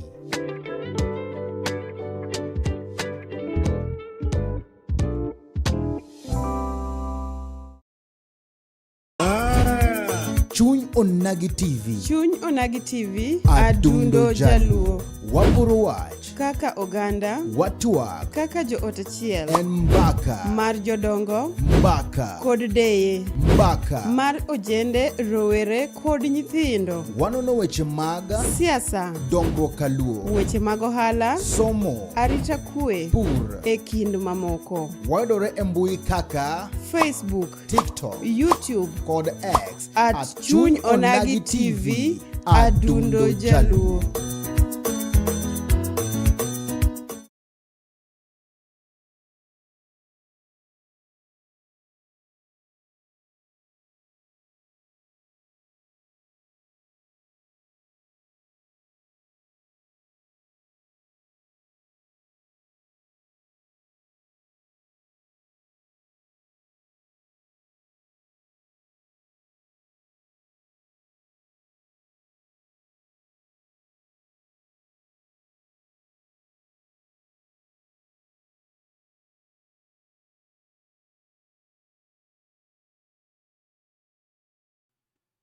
Mana kamano ni kura mgajwang kamura mura mentira kautulu makende marua ke chundro ma Chuny Onagi TV etelono mara de kama wan kande kaachiel koda ilongo ni Mikai wan kende kachiel kod wadwago kod gi mbaka to ginyisowa kaka joma mine koro mga jwang'o jogo bende osebedo ka timore mag siasa. Nyithindo kata mana rowere osebedo ka thony koro mga jwang'. Odiochieng' ma kawuono ne wakawo thuolo makende mondo waluongi mondo wago mbaka ka ginyiso ni to en ang'o ma osebedo ka timore koro mga jwang' kata ang'o ma bende dikel njore to ang'o ma kaka inyalo tim mondo mi geng' achiel ariyo adek. Wan kende kachiel kod bada makoni wan gi Mikai Celestina Achieng' ma bende en kacha janyuol. Wan bende bada makor ka kwacho wan gi Mikai Caroline Adhiambo ma bende en janyuol. Wadhi chako kachiel kod Celestine Achieng' ma thuolo mari ma cameraman. Nyalo chako gi moso janeno machung' Onagi TV. Amoso joneno machung' Onagi TV ni okweuru. An nyinga Celestine Achieng' Oluoch. Anyasa kwa Bondo. To gisani adak Kisumu kae. Aloko Kibuye. Erokamano. Erokamano kaeto thuolen mari. An iluonga ni Caroline Adhiambo. An anyalego. Odak Kisumu ka. Itimo ang'o? Atimo business. Kanye? Nyalenda kucho. Ini jadak ma Nyalenda? Jadak ma Nyalenda. Erokamano. Waluongo kandi odiochieng' ma kawuono mondo wagwane mbaka. Mano ma bende wakawo thuolo makende mondo wamanyane Migosi Willis Boya Koth ma bende achiel ariyo adek osebedo kiwacho kata mondo walerne umbe kaka jonyuol wakawo thuolo makende mondo miyo unyiswa ni to ang'o mosebedo ka timore uno kaka jogo ma bende nigi nyithindgi age no bende samoro luongo ni mbogi. Kachako kod ing'e mbogi. Nyithindo sani luongo ni mbogi. Okay, akia kabomiye the correct definition, but an gi pacha. An ka winjo mbogi. Ta akia ni pacha moro nyisa ga ni en youth mobayo. Or nyathi ma youth, yeah. In gi wuodi kose nyari ma bende samoro ni age no? Yeah, an gi wuoda. Inyalo nyiso ni to ya bosek embe odhi weche mag siasa. Okay, personally, nyathina okohero siasa as such. Yeah. Okohero siasa as such. But mondo mi achop kata kae, nyathina nena nyathi modhi school maber, mano somo Maranda. Bano dhi Maseno ka. To kano chako school, no somo, to kano chopo sekendia, no we school. Nikech no se donjre timbe moko mag njaga. Ing'e nyathi mok winj wach. Akiani dawach gi kisungu ni no deviate. Koro no bedo matek. Natemo kaka janyuol kata counseling through osiepna moro. Natero nyathi counseling Blue Cross. No timne counseling but ok no bear much fruit. Makoro no chopo ka ywaruok ng'eny. An be kaka dhano no chopo kuma chunya no ol. Nikech inyalo advise nyathi, inyalo temo kaka janyuol. To again at the end of the day, decision mo meke no wuone mong'eyo e chunye. Timbe motimo, dibed marach ni kaka janyuol. But en owuon. Itemo keleyo to en be obalo, koro onge gima ditim. Nadong' ni alemo ne koro. Nikech family wa nodonje. Koro ne wadong' ni walemo ne nyathi. Ka Nyasaye ne donje chunye, chieng' nolokre. To lamo kae, to giparo kaka janyuol, tang'era gi Willis Akoth. Na approach, tapimo ni chandruok man go gi nyathini. To Willis no nyisa ni dong wanyalo romo Friday. Nikech adier nyathi kapok ni romo gi Willis Akoth, ang'o momiyo ni dhi romo kode kata tudruok mane momiyo ne wacho ni dhi romo kode?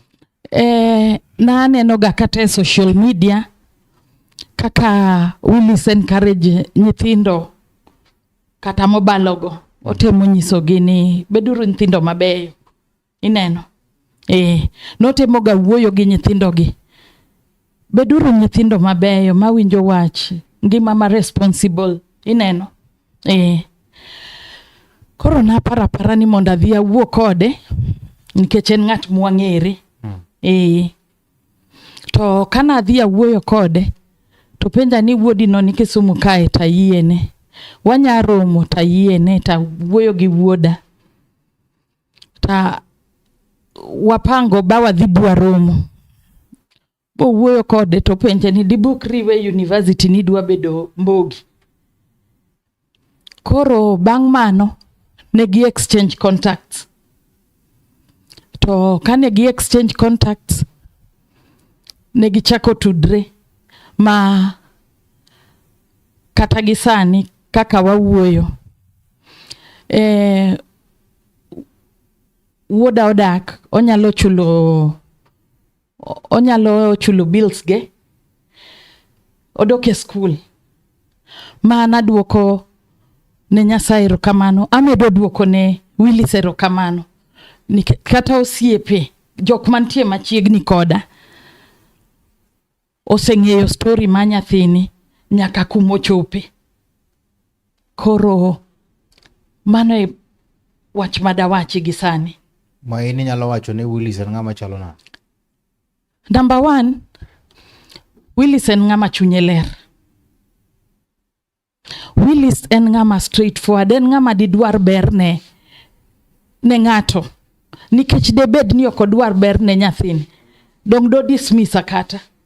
Nikech adier nyathini en responsibility mari. To korka kora nasetemo kaka janyuol. Bana seng'ado ni okalo winjo wachna. Ana wuon kuma wuoye kodini. Ana se kao nyathina batero kondele. To nase acho ni nyathini ayie kata kitere kodiaga nase yie. Wuon gi yonge? En nyathi mananyuole odwa. Koro gini ne rachna ma kochopo kanyo nyaka polise notemo saya to nanyiso gini kuweye to we uru to if anything happens to me. Inge ng'at ma isiko iyuarigo aparo ni usewinjo kata cases ma maybe kata nyathi otimo ne janyuol gimoro nikech ok giwinjre. Donge nochopo point mago gik mane chando chunya. Ni nyathini kaka koro wasiko kwa clash. Dong chieng' moro kata kose iwanjaga dikete kata otimna marach. Iwinjo. Sanotimo kusman. Communication. Koro nen gima chando chunya. To kitambo chop kata ni janyuol iseng'ado mano. I think you can imagine how kaka osebedo marach.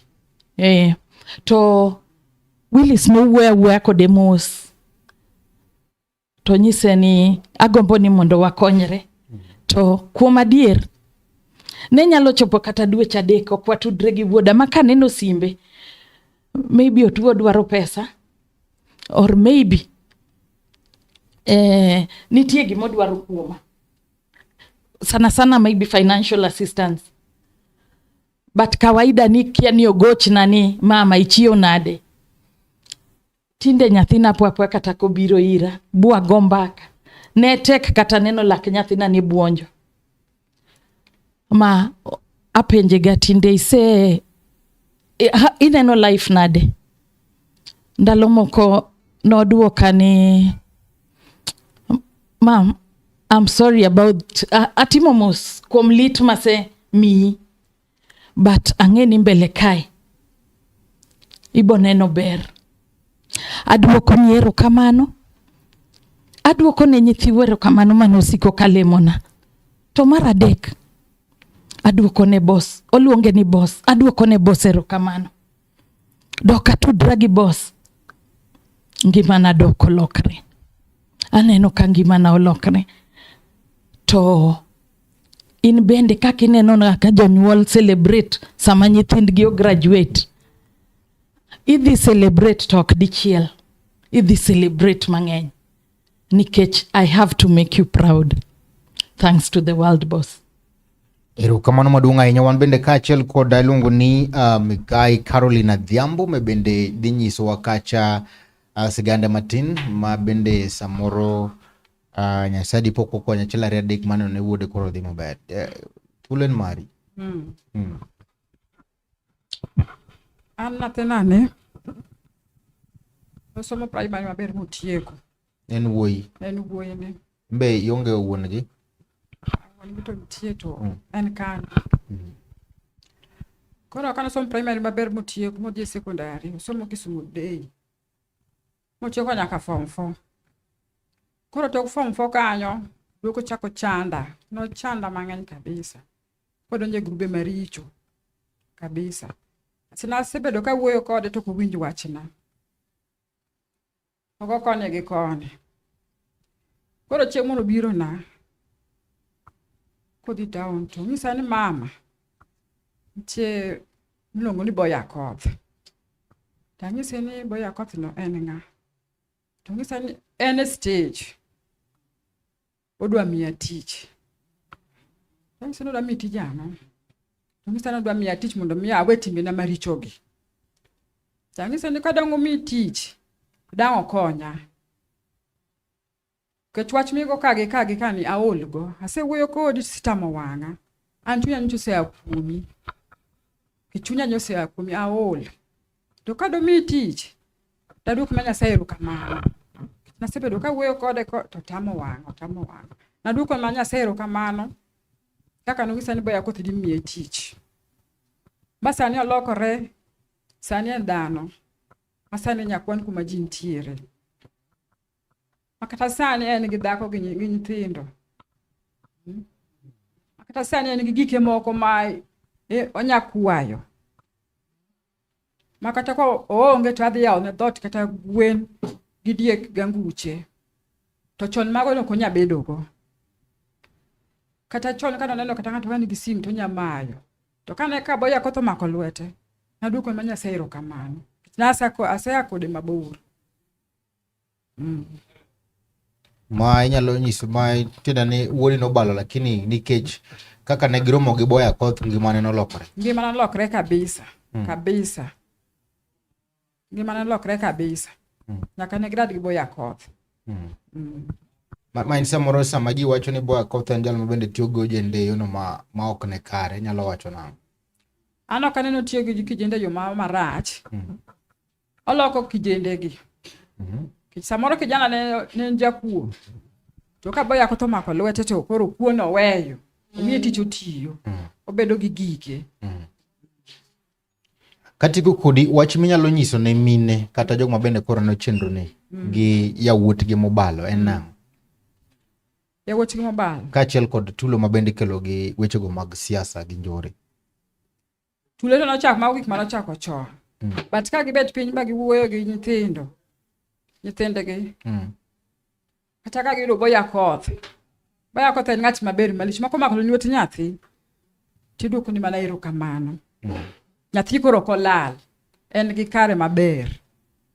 Onyalo loso gike, onyakendo, onyaendelea gi gike. Mwandu ne maber. Kimako lwet Boy Akoth. Celestine, ne wuok ka ng'ama samoro ne oselalo geno. Nitiere jonyuol ma samoro bende chalo kodi kama gitegi nyithindo ma gisepuonjo lakini obalo yo. Ma adini nyalo neno ka janyuol nyalo ywak kendo nyalo chiro pi wang'e. Koneno ni nyathi wuode mo kata nyare mochandore godo ni koro geno onge. To kwaneni kama at least in gi sigandi beto pogre matin. Nyalo nyiso janyuol machalo koda kamano nang'o? Ne pile anyiso jonyuol kaka kuma wantiere chiro. Asiko anyiso jonyuol ni kama riber duok ne Nyasaye erokamano.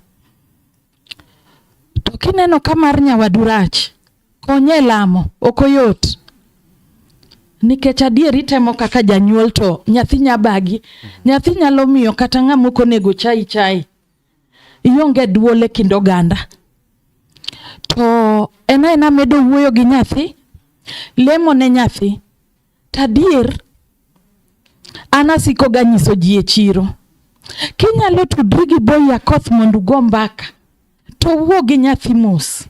To gine kuma gikete wach. Nikech adier an tinde wuoda biro ira kata maybe once a week or twice a week. Orao nini na biro boso ora abiro nini konyo nyathi moro kae odwa chako ohala, abiro werone, iwinjo? Mano obed nyathi manyako. Bosora nyago na simu, bosora aringo Ugunja, nitie yudhe midhi kony kon. Bosora kia yo Homa Bay. Erokamano ne jo siasa ma samoro tiyo gi rowere no e yor marach, nyalo wacho nade kwa tieko? Nyithindwa ma rowere ma itiyogo gi jo siasa marach. Bed king'eni mano ng'ama tiya kodi to koseyudo gimodwaro to mari kode orumo. To kata kamano ni okaw ngimani e yorno, I think the match monyalo timo en golo gimoro matin to ing'eni niselalo ngimani. Wabeduru nyithindo ma responsible, mong'e gima dwaro, ma nyalo manyo gima ber monyalo ko, kata ka en ohala kata tich maber monyalo tiyo. To kik iyie ni ja siasa tiyo kodi, ing'eni en otiyo kodi kodhi manyo tije. In be tima tiji makelo ni pesa maber, nikech en tije no emodhi manyo mabokelo ne pesa. Mano e gima danyis rowere. Erokamano. Mkae Carol, wachni mogik ka watieko ne nyithindo ma samoro itiyo godo gi jo siasa yono mok ne kare, kaachiel kod wachni ne janyuol ma samoro nyalo lalo geno. Ja siasa en ng'ama nyatiyo gi rowere mana kontie gimodwaro. To kidhi e siasa samoro negi, en ji ng'eni onge lit. In janyuol ni, in min gi lit. En ko bobiro bonyoni sandugu kata gi chiemo chungo mokelo ji chamo kanyo. Samoro nyathini ne konyi mang'eny.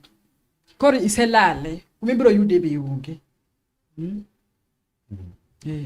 Koro giwe tiyo gi nyithindo. Ma bed nyithindo go bedo ngas margi. Magi idho ka gidhi. Erokamano, wakaw thuolo makenda ka chunyo na gi TV magonu erokamano maduong' ahinya kuom chopo mondo watwagi kendo miyo geno ne jonyuol ma samoro bende ni oko kacha. En erokamano pod wamedo gonu erokamano kendo walamo nobong'o nyaka laga. Nyasach polo gi piny magwedho oganda kendo chuo geno mondo mebed kodu. Koka manya jaera machunyo na gi TV wadhi e break kendo no Martin ka wadugo to wachako dugo kando gi World Boss watiko chenro ni koro mgajwang. Tare daka mogik no wadhi kendo kacha namba sim. Ponono ni kacha gi gino ma samoro bende chandi kata de gomondo mi wache gomondo mi penji wadugo daka Paga Beach. Wadhi break daka chiel kato dhi bedo gi daka par kato tiko chino koro mgajwang wadugo kendo kachiel kod World Boss watiko chino machalo kod kamandie maputa chino enan Steve James Kenya kwa Nyaronyo One machunyo na gi TV luo Facebook pages mako chunyo na gi TV TikTok chunyo na gi TV wiki will ma subscribe a YouTube channel maro machunyo na gi TV wadugo bang sama chuok. Chuny Onagi TV. Chuny Onagi TV. Adundo Jaluo. Waporo wach. Kaka oganda. Watwak. Kaka jo ot achiel. En mbaka. Mar jodongo. Mbaka. Kod deye. Mbaka. Mar ojende, rowere kod nyithindo. Wanono weche mag siasa. dongruok kaluo. Weche mag ohala. Somo. Arita kwe. Pur. E kind mamoko. Wayudore e mbui kaka Facebook, TikTok, YouTube kod X at Chuny Onagi TV. Adundo Jaluo.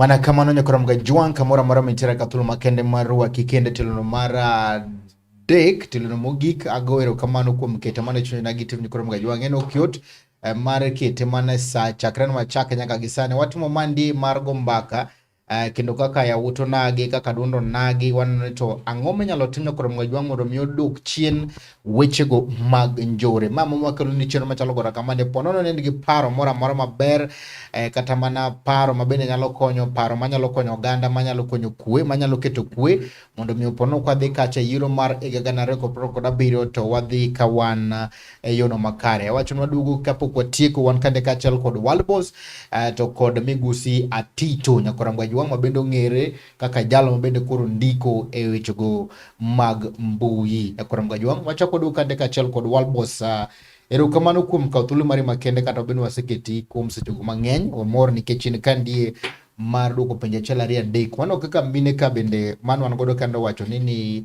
itimo chalari adek mar konyo rowere nyisone gi sani abende koro awuoyni rowere ma romo nade mabende samoro isa konyo tikonyo gi yo mane onyiso wakata ni nitiere achiel mane timo na counseling mabende sani koro nie school nitiere achiel mabende ni miyo tich ma sama uwe sanene ne gi jao jode yani en gi familia mare kende en gi jamne mabende samoro pidha achiel ari adek gino mabende samoro japiny kia mopogore gi mabende se wachna World Boss ere kaka ikonyo rowere achiel ari adek Ntie moro ka miluongo ni Chief Inspector Ignatius Wendo en OCS Magombo Police Station.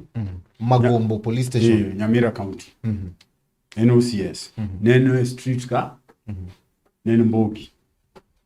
Street neno daka street. Neno street. Bang mano donje timbe manjoro, donje drugs, odoko weyo.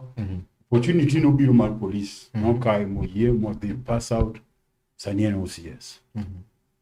Osab kaka OCS. Endra ngisi ma akombo ni umbe uluonge. Mondo umisi ni mondo umisra ngisi apart from mene mu wuoyo kage Ignatius ku wuoyo kaka nen police makata kakede ngamudi ya Nyamira County Mogombo Police Station odhi ogo kode mbaka ubulunge studio ka mondo go kodu mbaka dhano nyalo kore mene mane kage no yie no admit ni the problem is not the society the problem no chako kode winyo ka miyo moro wacho ni en nogo no sa jogi nyathi nong'eni nyam kogochine edho negi nyathine kata omaki kata otimo gimoro negi kawo jukumu mar wuoyo gi nyathi walokuru nyathi kata rower ni wagi kaka nyathi community wawe condemn jowa kata muma kata society onge taka mipuke dhano wawe puko jowa by branding them names wabunge wa MCS wa governors gi senators we walo uru kodwa uni mukelo no problem in society King'iyo structure mar CDF onge gima youth accommodate youth. Gima nitie machiko keto sani ni youth nya yudo loan 35 years to nya yudo loan. Ten loan yo ni yudo nango itieko school timo form 4. Idhi ng'ama dhi garanti. Inere ka empower. Nikech ok en unsecured loan. Emomiyo na ng'isi ni nitie tich gi kony. Babu tiyo embakasi to kokonji. PS Raymond omolo konyo dhano. Emomiyo ineno jogi obiro gi siasa mar tibi mtialala. Gidwa laro kode fora. En obiro gi kony. Obiro gi sera. Ma jogi yware kode. Jogi to obiro gi dhok. Babu kapoko duoka kata kodwa duoka. Omiya janyalenda modongo nyalenda. Monyuol nyalenda mosakonyo.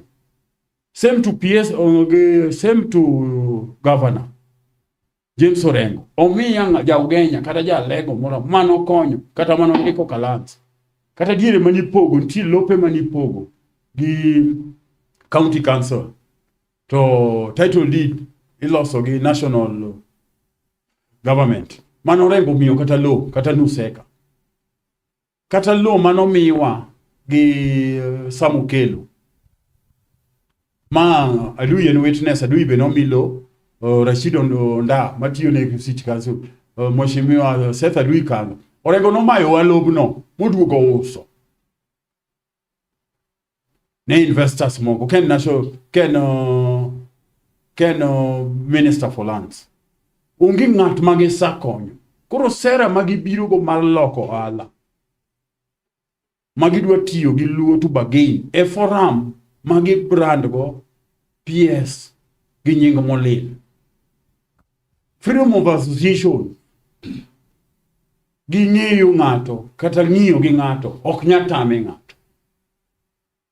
Gi brand gi panga kijende gi kanyo tambo panga mondo penj kijende gi kanyo apart from luwo josiasa itiyango jogonge tich matiyo anan gi tija matiyo aya wadhi ka police mondo wadhi apply for good conduct mara dhi duogo margi ok dhi duogo mago jokuogi jomosenego ji an cases go onge go mar ariyo to kar yambo ne babu nango ne babu odhi media kinywa rom ka DCI e mbele amin uchiu simbe ta chiu simba wamijo forensic audit mondo ging'i simbe wa mondo gol ni ng'ama criminal kinda gi babu Owino. Koro wawe wuondore uru. It is high time ja Kenya nyaka ng'i babu kaka babu nyocho poda wamiyo time mondo land ne ja Kenya gima an. Koro ambo miya time mondo ng'is ja Kenya gima en. Oloko drugs, oloko nyasore, oloko cocaine universities gite. Awinjo ka jomoko complain yok wa empower ji. Wachiwo pikipiki, wachiwo tuk-tuk, wachiwo pes biashara, ne ng'ama nyatiyo. To nyakwa tim ni assessment. Ni be inyalo kohala. Be nyakwa tim ni assessment nikech nitie ng'ato kata bale pok nowaro patko. Kata koni, kata dawa ya mende pok nouso. Tumisi ni miye pesa wala okunyalre. Ng'ikruok mar ohala kiyudo kata kipodo pinya mjoli nikech ne loko ohala. Wakonyogi kabisa. Ne ng'ama nigi qualification mar ohala. Joma nyandika wabudiyo nyaka ibed gi kido maber nikech kata jakuo kod ndike.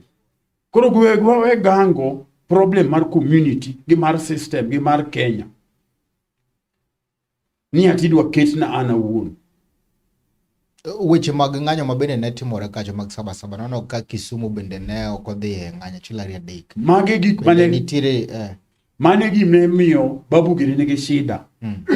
Kech babu giri no wuok ni Nairobi ni ng'anyo. Kisumu kano kwa ng'anyi. No wuok gi kijende gi. Onge wang'ni no ko ng'anyo. King'iyo 207 format bene telo mbele mar wuok gi kijende ne wawuoyo kodgi na telo mbele. Ka ne en ng'anyo mamuol.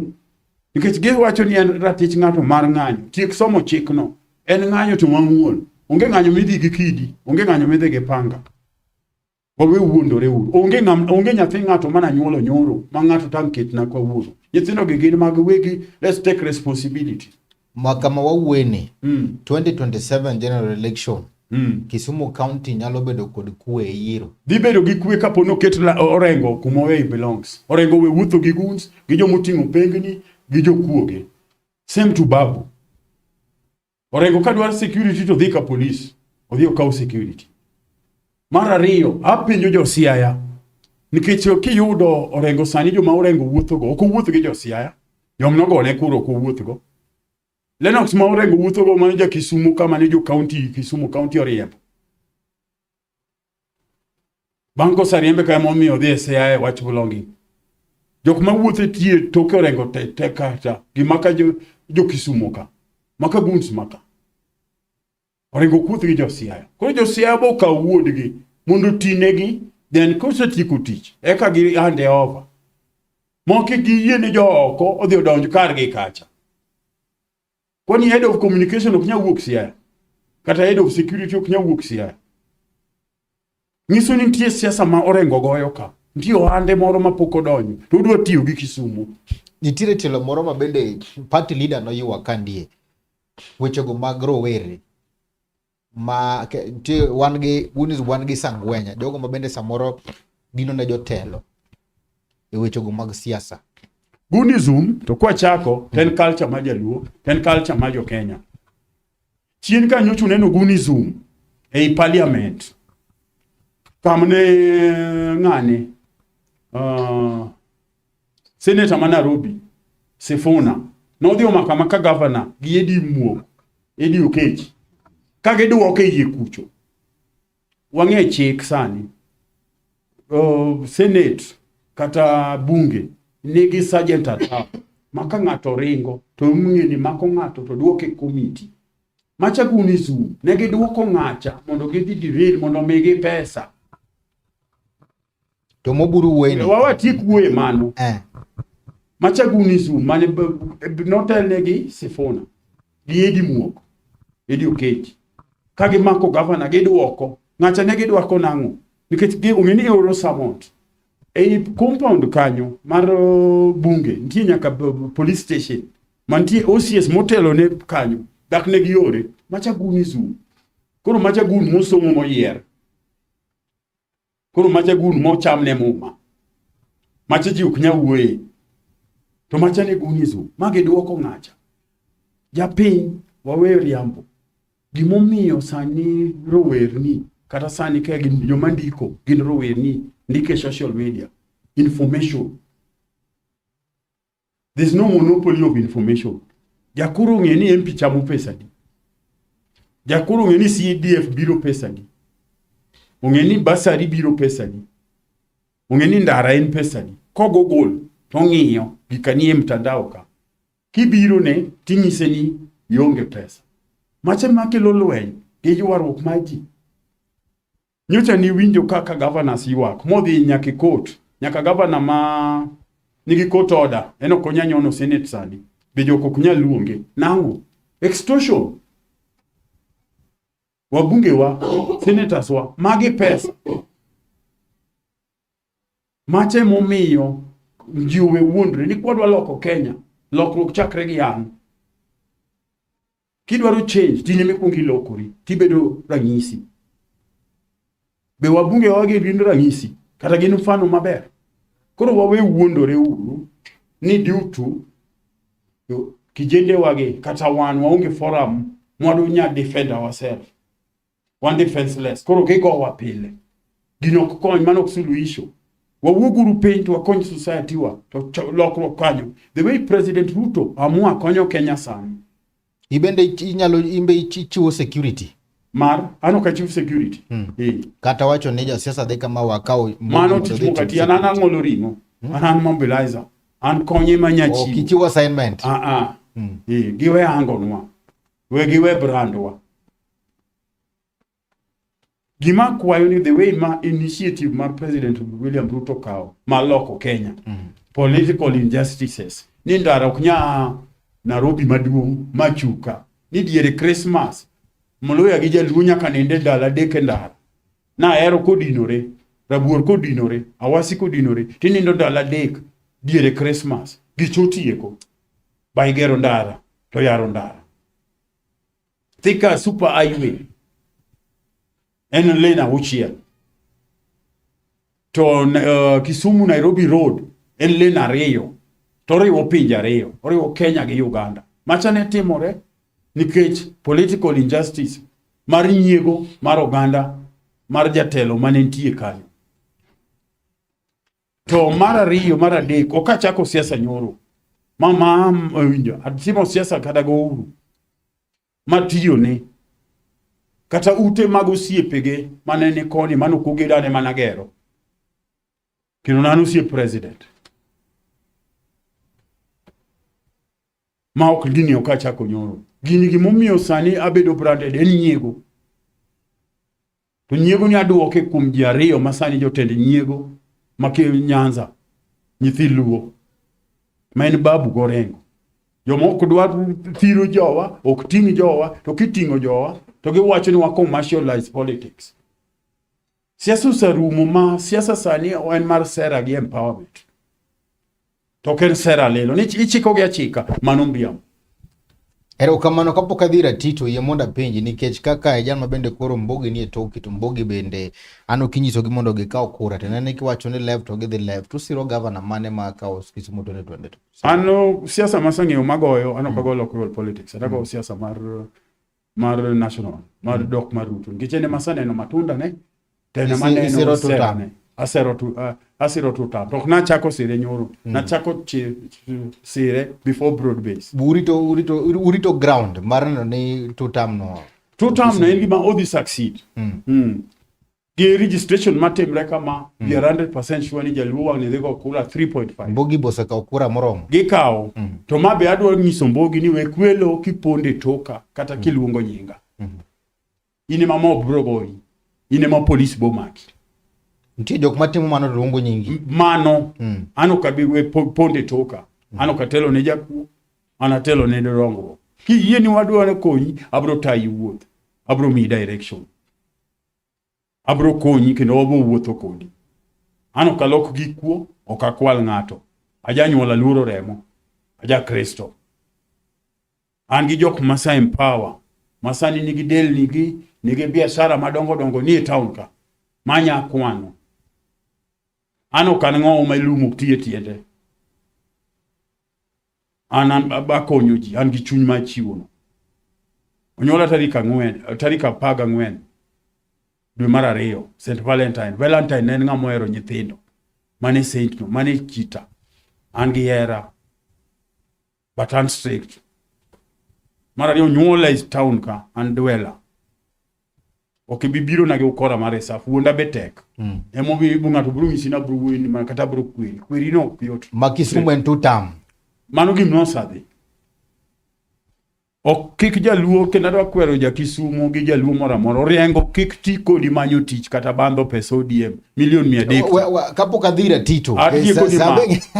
Babu Owino kik konyi ni ati odwa bagain, ni odwa chungi nyingi, ni odwa bwogo kodi sirikal, mondo miye forum, no chungi ODM, to miye pesa ni campaign nego. Rally mano timore Uhuru Ground senyalo wacho nang', mane jo Linda Wananchi odonjo ka ndimo mang'eny cha. Okanya pare nikech sera nene onge. Wapari nigo. Nikech de sera ntida pare. No timore kacha kane giwuok kane kadhe jo oganda mane ng'encha. Gima samoro ji nyalo penjore ni to kapo ni Kisumu en 2 term, to kara jok mane wuok mane siro Linda Wananchi kato ne jomak. Paro na kendo adwa ng'isie. Ma wiwa no wi. Adwa ni jo Kenya ng'e gini. Kamora mora ma Babu Owino sifuna gorengo dhiye. Gidhi chieng' chiro. Kaka ero gibiro ga tich 2. O gidhi chieng' mora mora. Lwanda be gidhi chieng' chiro. Gitiyo gi forum. To ka gitiyo kolor school mano. To ko yaw school to girengo gi nyithi universities. Mage miyo 200. Jok mane nitie kacha kagol pichni mondo siem na ja Kisumu kanyo. Magi tiyo go to bagain. Emo miyo pod giduogo luongo nyinga. Nikech ohand gi cha ok usre. Waise ni Kisumu en 2 term. En 2 term giwawe wuondore. Yes, jomoko wacho ni sirikal miyowa penat. Namba chakre 1. Eka ji dhi 2, 3. 4. Hii neno kata president no wacho ni sani nyathi university.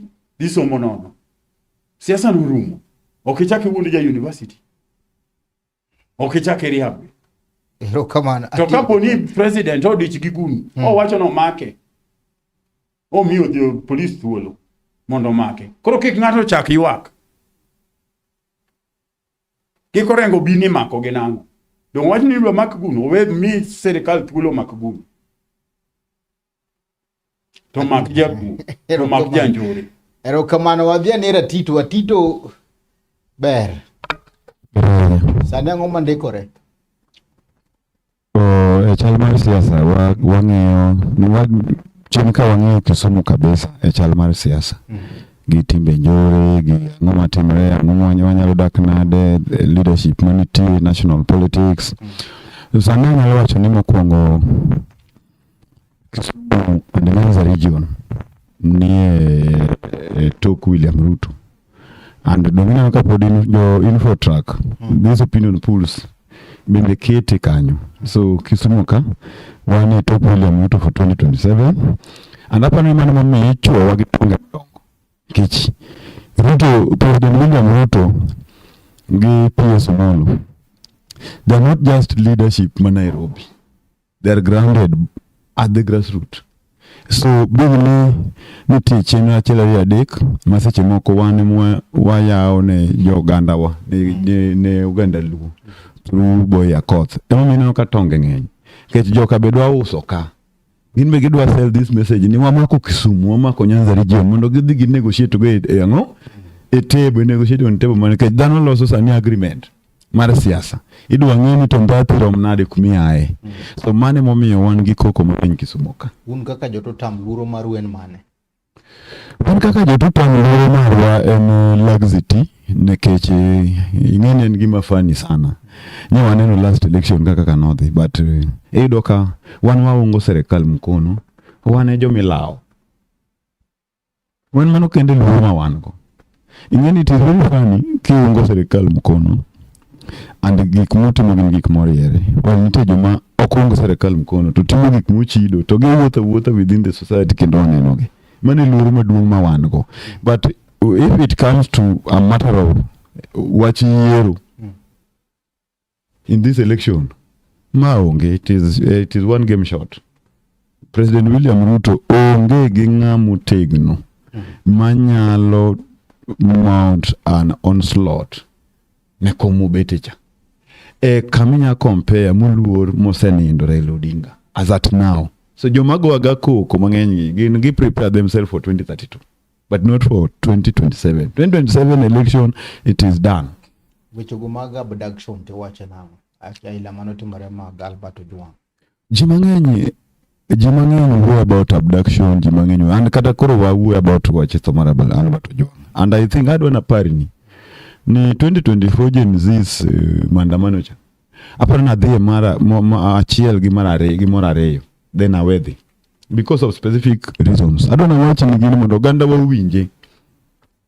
Every time jo bodo kodera onge telo to pesa ma Kenya increase a funding mar NGOs and activism every time, but at any time magine telo to ing'eno ganda luo ose safa ka wagore ne Kenya ka wagore 92 kwariwre in 202 mwawacho ni Kibaki tosha meja luo odoko Jakikuyu kende telo. Aparo ni ng'eyo gima notimore. The bitter split ahead of 2007 election ema nokelo election violence. Kanyo tiyo to Kibaki for 10 good years Jakikuyu no on the street. For 20 good years Jakikuyu no celebrate neither now. And I can remember the famous say mar Kiraitu Murungi, it is our time to eat. Kanen waziri by that time. So samane jalango no rodo lango no kaolochi neno gichokre very fast. Ngozo giyie mondo jomoko tel Kenya ka. Gichokre very fast and gidwa konyo, gidwa ni convince Orengo gi Babu Gini mondo wakony gi miel cha. Mane kama koro yawuot wa biro motegno nikech ng'eni jakom nyotho we wa serikal. Yawuot wa biro motegno kabisa. Ni wan wadong ka kendo kai mwadong'e kendo onge ng'ama negotiate go. Awinjal abduction serikal kosenga matima. Abduction and in many cases I don't know watching ni they are just some normal arrest. But being ni jo Kenya ero gik ma ichwako timango koro jo Kenya ero chwako gik moko. Then it is some activists and some NGOs iwinja madwa portray Kenya politically on a certain angle mondo funding omed biro mzungu kelo pesa mana gi gimoro. So nitimo community self abduction mapani biseng'eyo nitie self abduction ng'ato ok nyal bedo abducted Steve for even 14 days then kosewuok e gino then no ninde otanda for another 14 days ni ok onya wuoyo to ngima to neno ok ni ng'ama pingo serikal bedo abducted. Ng'ama pingo serikal bedo abducted na Babu poko bedo abducted. Ng'apingo serikal bedo abducted to Gachagua poko bedo abducted. We pingo serikal e level mapiny magimi dhi affect go serikal onge dwa yo gonduru mang'eny. Jo nitie joma nyalo affect the government. So kagin and watch ni Steve. For the first time we have witnessed 5 good years my presidency my William Ruto without political assassination. So kiwacho ni serikal abducted. We waneno konege mbai ndalo Kibaki. And waneno konege Musando ndalo Uhuru Kenyatta. Steve kwan na osenegna sani. Okine. Osenegna kata political assassination those regimes compared to now. And I don't know watch ni jo Kenya oero gik ma ja Kenya oero gima jigo enduru joma tindo gi kamuting'o babu gi gin ga lot of PR giloso gik moko mag PR adana wach ni Steve ma wiane wilgo in many it is in public people are now coming out to talk about character of Babu Owino no chakre gi Gaucho nyono nyeneno kendo wuod luocha nyuwuok and we have been saying ni the people who are preaching good things they're really not they reflect what they're telling the public back itok gika gin jomolil gise participate gik maricho because kidhi Nairobi University people knows jomosomo Nairobi University jiong'eyo gik ma gisetimo kuondego so king'iyo sani nitie wuod ndhewa ma bende ni winjo ka boyo tajo en ng'ama jiong'eyo Kisumo ka some friends ne nitie luongo ni Chalo nodhi Nairobi kosebedo expelled ka modonjo tiyo gi Babu e biashara ming'eyo mag nyasore has been out kaka nobedo poison Kilimani one of the clubs it should be investigated DJ Elvo you know Babu wacho no reform mumoyie we live in a country manigi chik kigo ng'ato bunde en ng'ute not one shot twice mano onge kaka kati medo stabilize health ne you know awinjo ka gibiro ni no kaw patik ne okonye othiedhe because we have a failed health system magin joma ni leadership kose bete leadership parliament kaja gibet a budgeting allocation gikwalo gitimo budgeting e parliament mag pes magine mag the benefit from so our health system President William Ruto lost saneni no fail by that time emomiyo DJ Olvo okaw budget ni but I think the government should have prosecuted Babu Owino over that case erokamano wajiguro wach ni mogik ne samoro jal mbena no chenro ni ikecha wabedo jo oganda moherore to wabedo oganda ma nyalo wacho ne jowetegi adieri then wabedo oganda manyalo riwore Steve jakomo to for the first time on this election ka Raila onge do mana dir adoni kitiko tidwok penjo moro ka an gi Hon Bernard Odero wacho ni mosna ya wuotwa go wuod Akoth gi Atito pena gini to ang'o momiyo gi intimidate jok mani gi dissenting opinion wasebedo kwago siasa mar kwe to wang' ni nek dhi bedo mang'eny. On my part apani Bernard Odero ang'eye en kijana moro mowuok koyango kacha to wasego kode siasa for so long. Bernard Odero onego ng'e ni kata en wago kode siasa wadak kode manyata te ne wan kode gi Kababuno nawe Kababu kanyo kana duoge wach tutam Kababu koro amua katok majakomo to ni Babu amua ni koro en odwa pingo Ruto to nodwa manyo piny Luo na nyise to manyo gavana ma Nairobi kata kama bete ni ang'eni okodhi bet gavana ma Nairobi but many people are fool around but reality bro donjo negi sama koro gakuyo mitiked cha adwa wacho ni Bernard Odero nigi right mar timo siasa mare mar mrengo mora motimo nade mo support it is the same ineno gino gima chando jogi it is the same right we also have mar support President William Ruto kech Bernard Odero gini dhi e gige mag one term we don't intimidate Bernard Odero en ng'ama ang'eyo nogo one term pok oneno simba pok owinjo kumaro me kode mwadifa waro moga kode mosre twakalre mayom so it is just a notion ma bedo created gi some people erokamano walbos potieko maybe wach ni mogik ki respond bende gi wach ma Odero ni kachako gi Bernard Odero anto kang'e matut maybe ang'e kesura tawriambo kata sani orengo ni Nyalenda odhi eliel mar ng'at manogo cha donjo mayom owuok kawuono nokobiro temo lwenye ne cha nicho biro yiko ng'ati en ratiche to gima kwayo jotendwa kaka Babu Borego wasabudho opposition jaluono wuok e serikal 1968 malecho 2028 to ne wan gigni 60 oko gimno tamo Oginga motamo Raila yudo through street okwanyalo nyakwa bed gi orruok Nyaka support ng'ato, mwaluw ng'ato, mwabed gi horuok, mwabed gi kido mopogore. Mondo nyingwa mar pudho reru, bakidi, chuoruok gi pala, koko gi yanyruok cha, ogol kuomwa. Mondo eka nwayudo loch. Sani to wane transition. Wane lokruok. Transition gi lokruok is a process.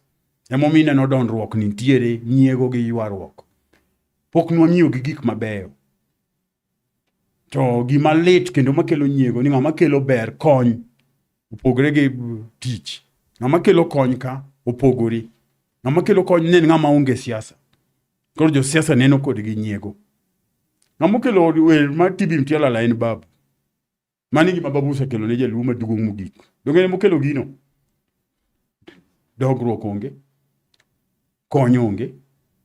Tich to inya rete nikech jok marete nigi jomondi ke tich rete no tiyo maber.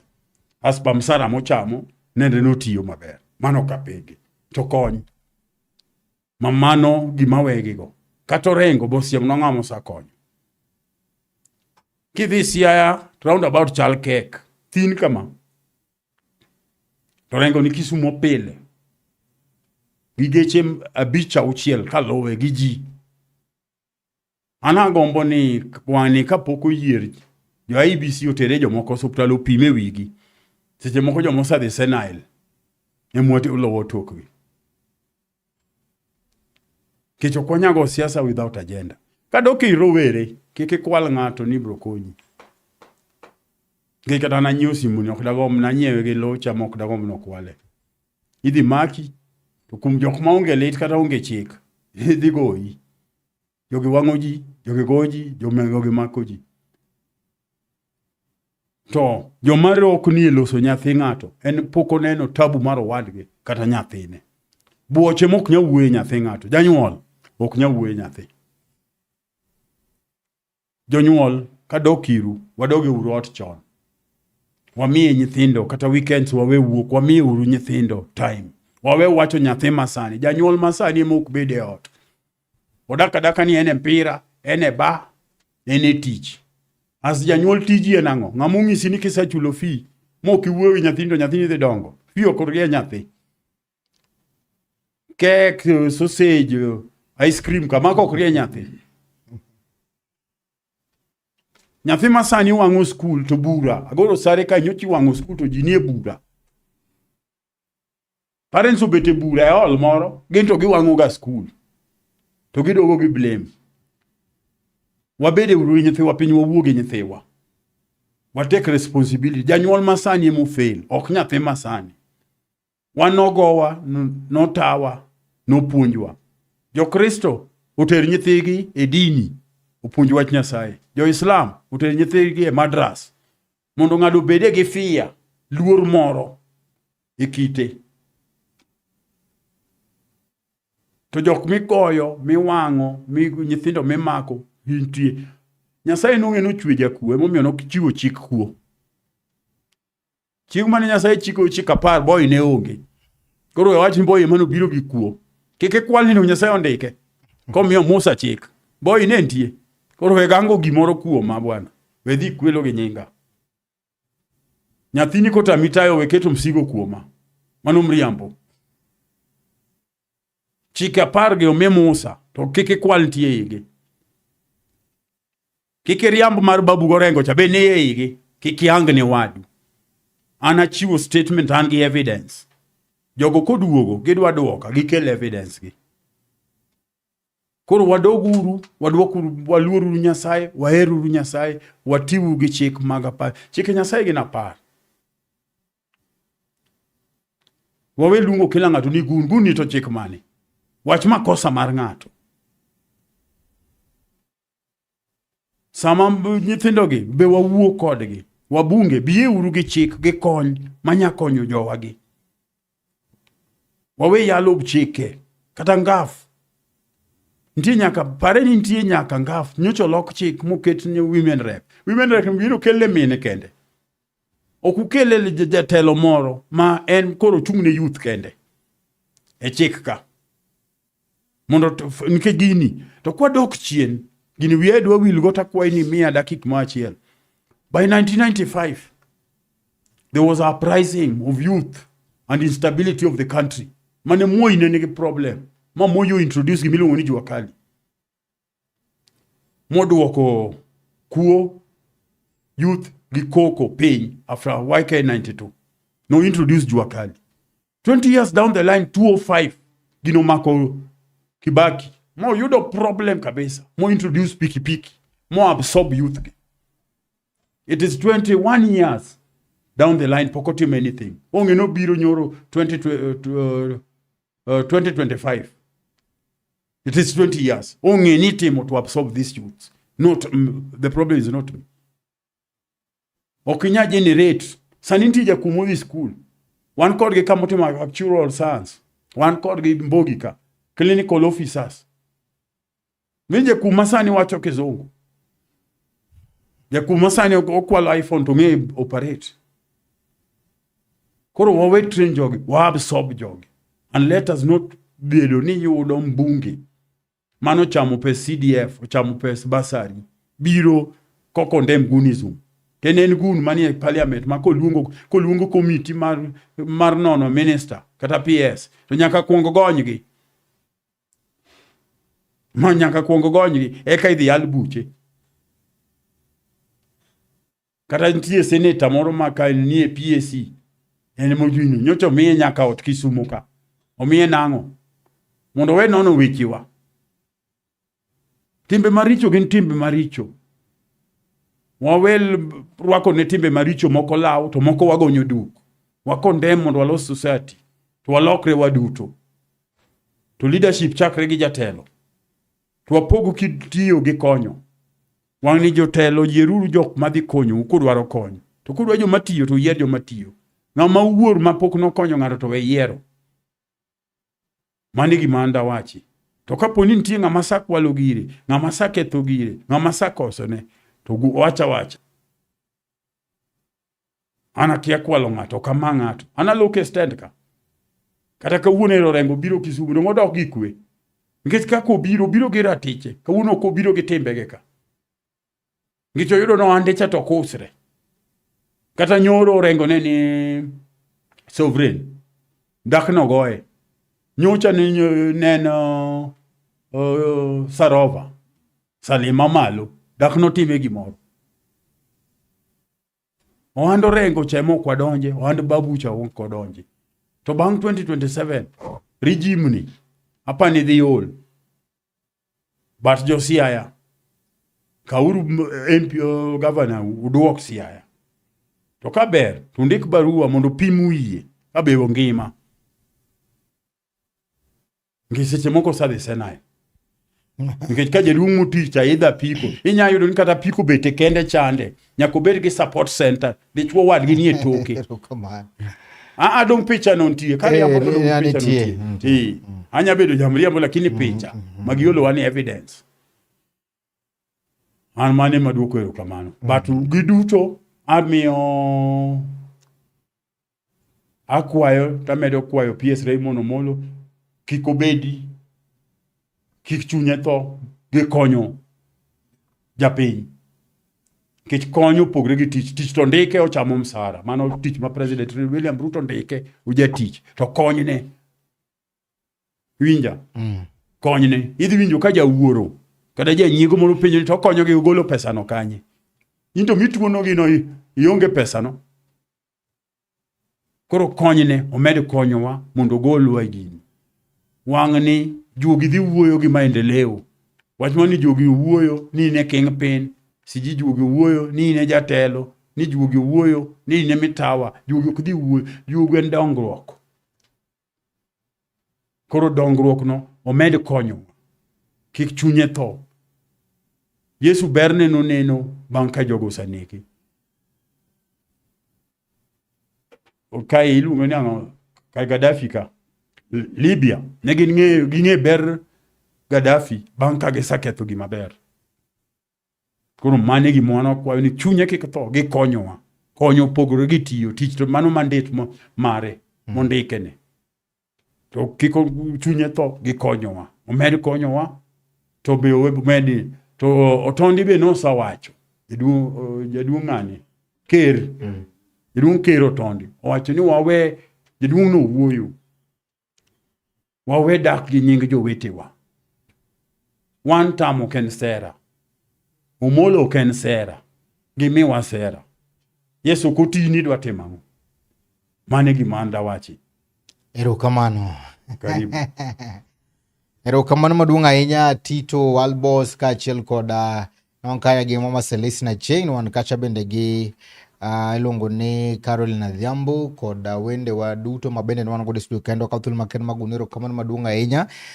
Chutho to bende ne jaera machunyona gi TV kuom thuolo mar mikao mar kete mar chunyona gi TV wanokuorno kacha ote mang'eny kabisa, nikech sa ok wanya somo gi te but wagoro kamano maduong' ahinya, wabro somo gi bende kod udho kacha thuolo, but kamano maduong' ahinya. Kik wi wil mar luwo Facebook pages mago chunyona gi TV, TikTok chunyona gi TV, kacha bende kaka nyalo support chunyona gi TV, subscribe YouTube channel maro ma Chuny Onagi TV. Wayo ni kacha thuolo ponono ni imbe digo mondo michop mondo mitwage Chuny Onagi TV, warwaki maber kabisa nyakoro mga juanko kamano to wabende wan gi joma bende ni to kamera kandi, wan gi nyadendi Morino Ure, wan kaachiel kod Jena Kelo, wan gi longo ni Chelsea kaachiel kod bende japicha mar Sudoka longo ni Felix Omondi, gi Medusa machindo ni ilongo ni Nelson Mandela Okore aka Ward of Fonyo Jerusalem Dala Maler. Kama ne tayo cheno ni enan Steve James aka Nyakwar Nyaronyo wana kautul maken maguniro kamano maduong' ahinya medluo Facebook pages mago Chuny Onagi TV, TikTok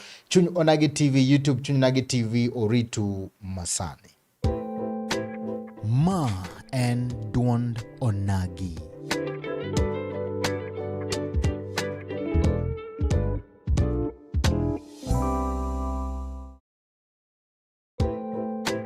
Ma en duond Onagi.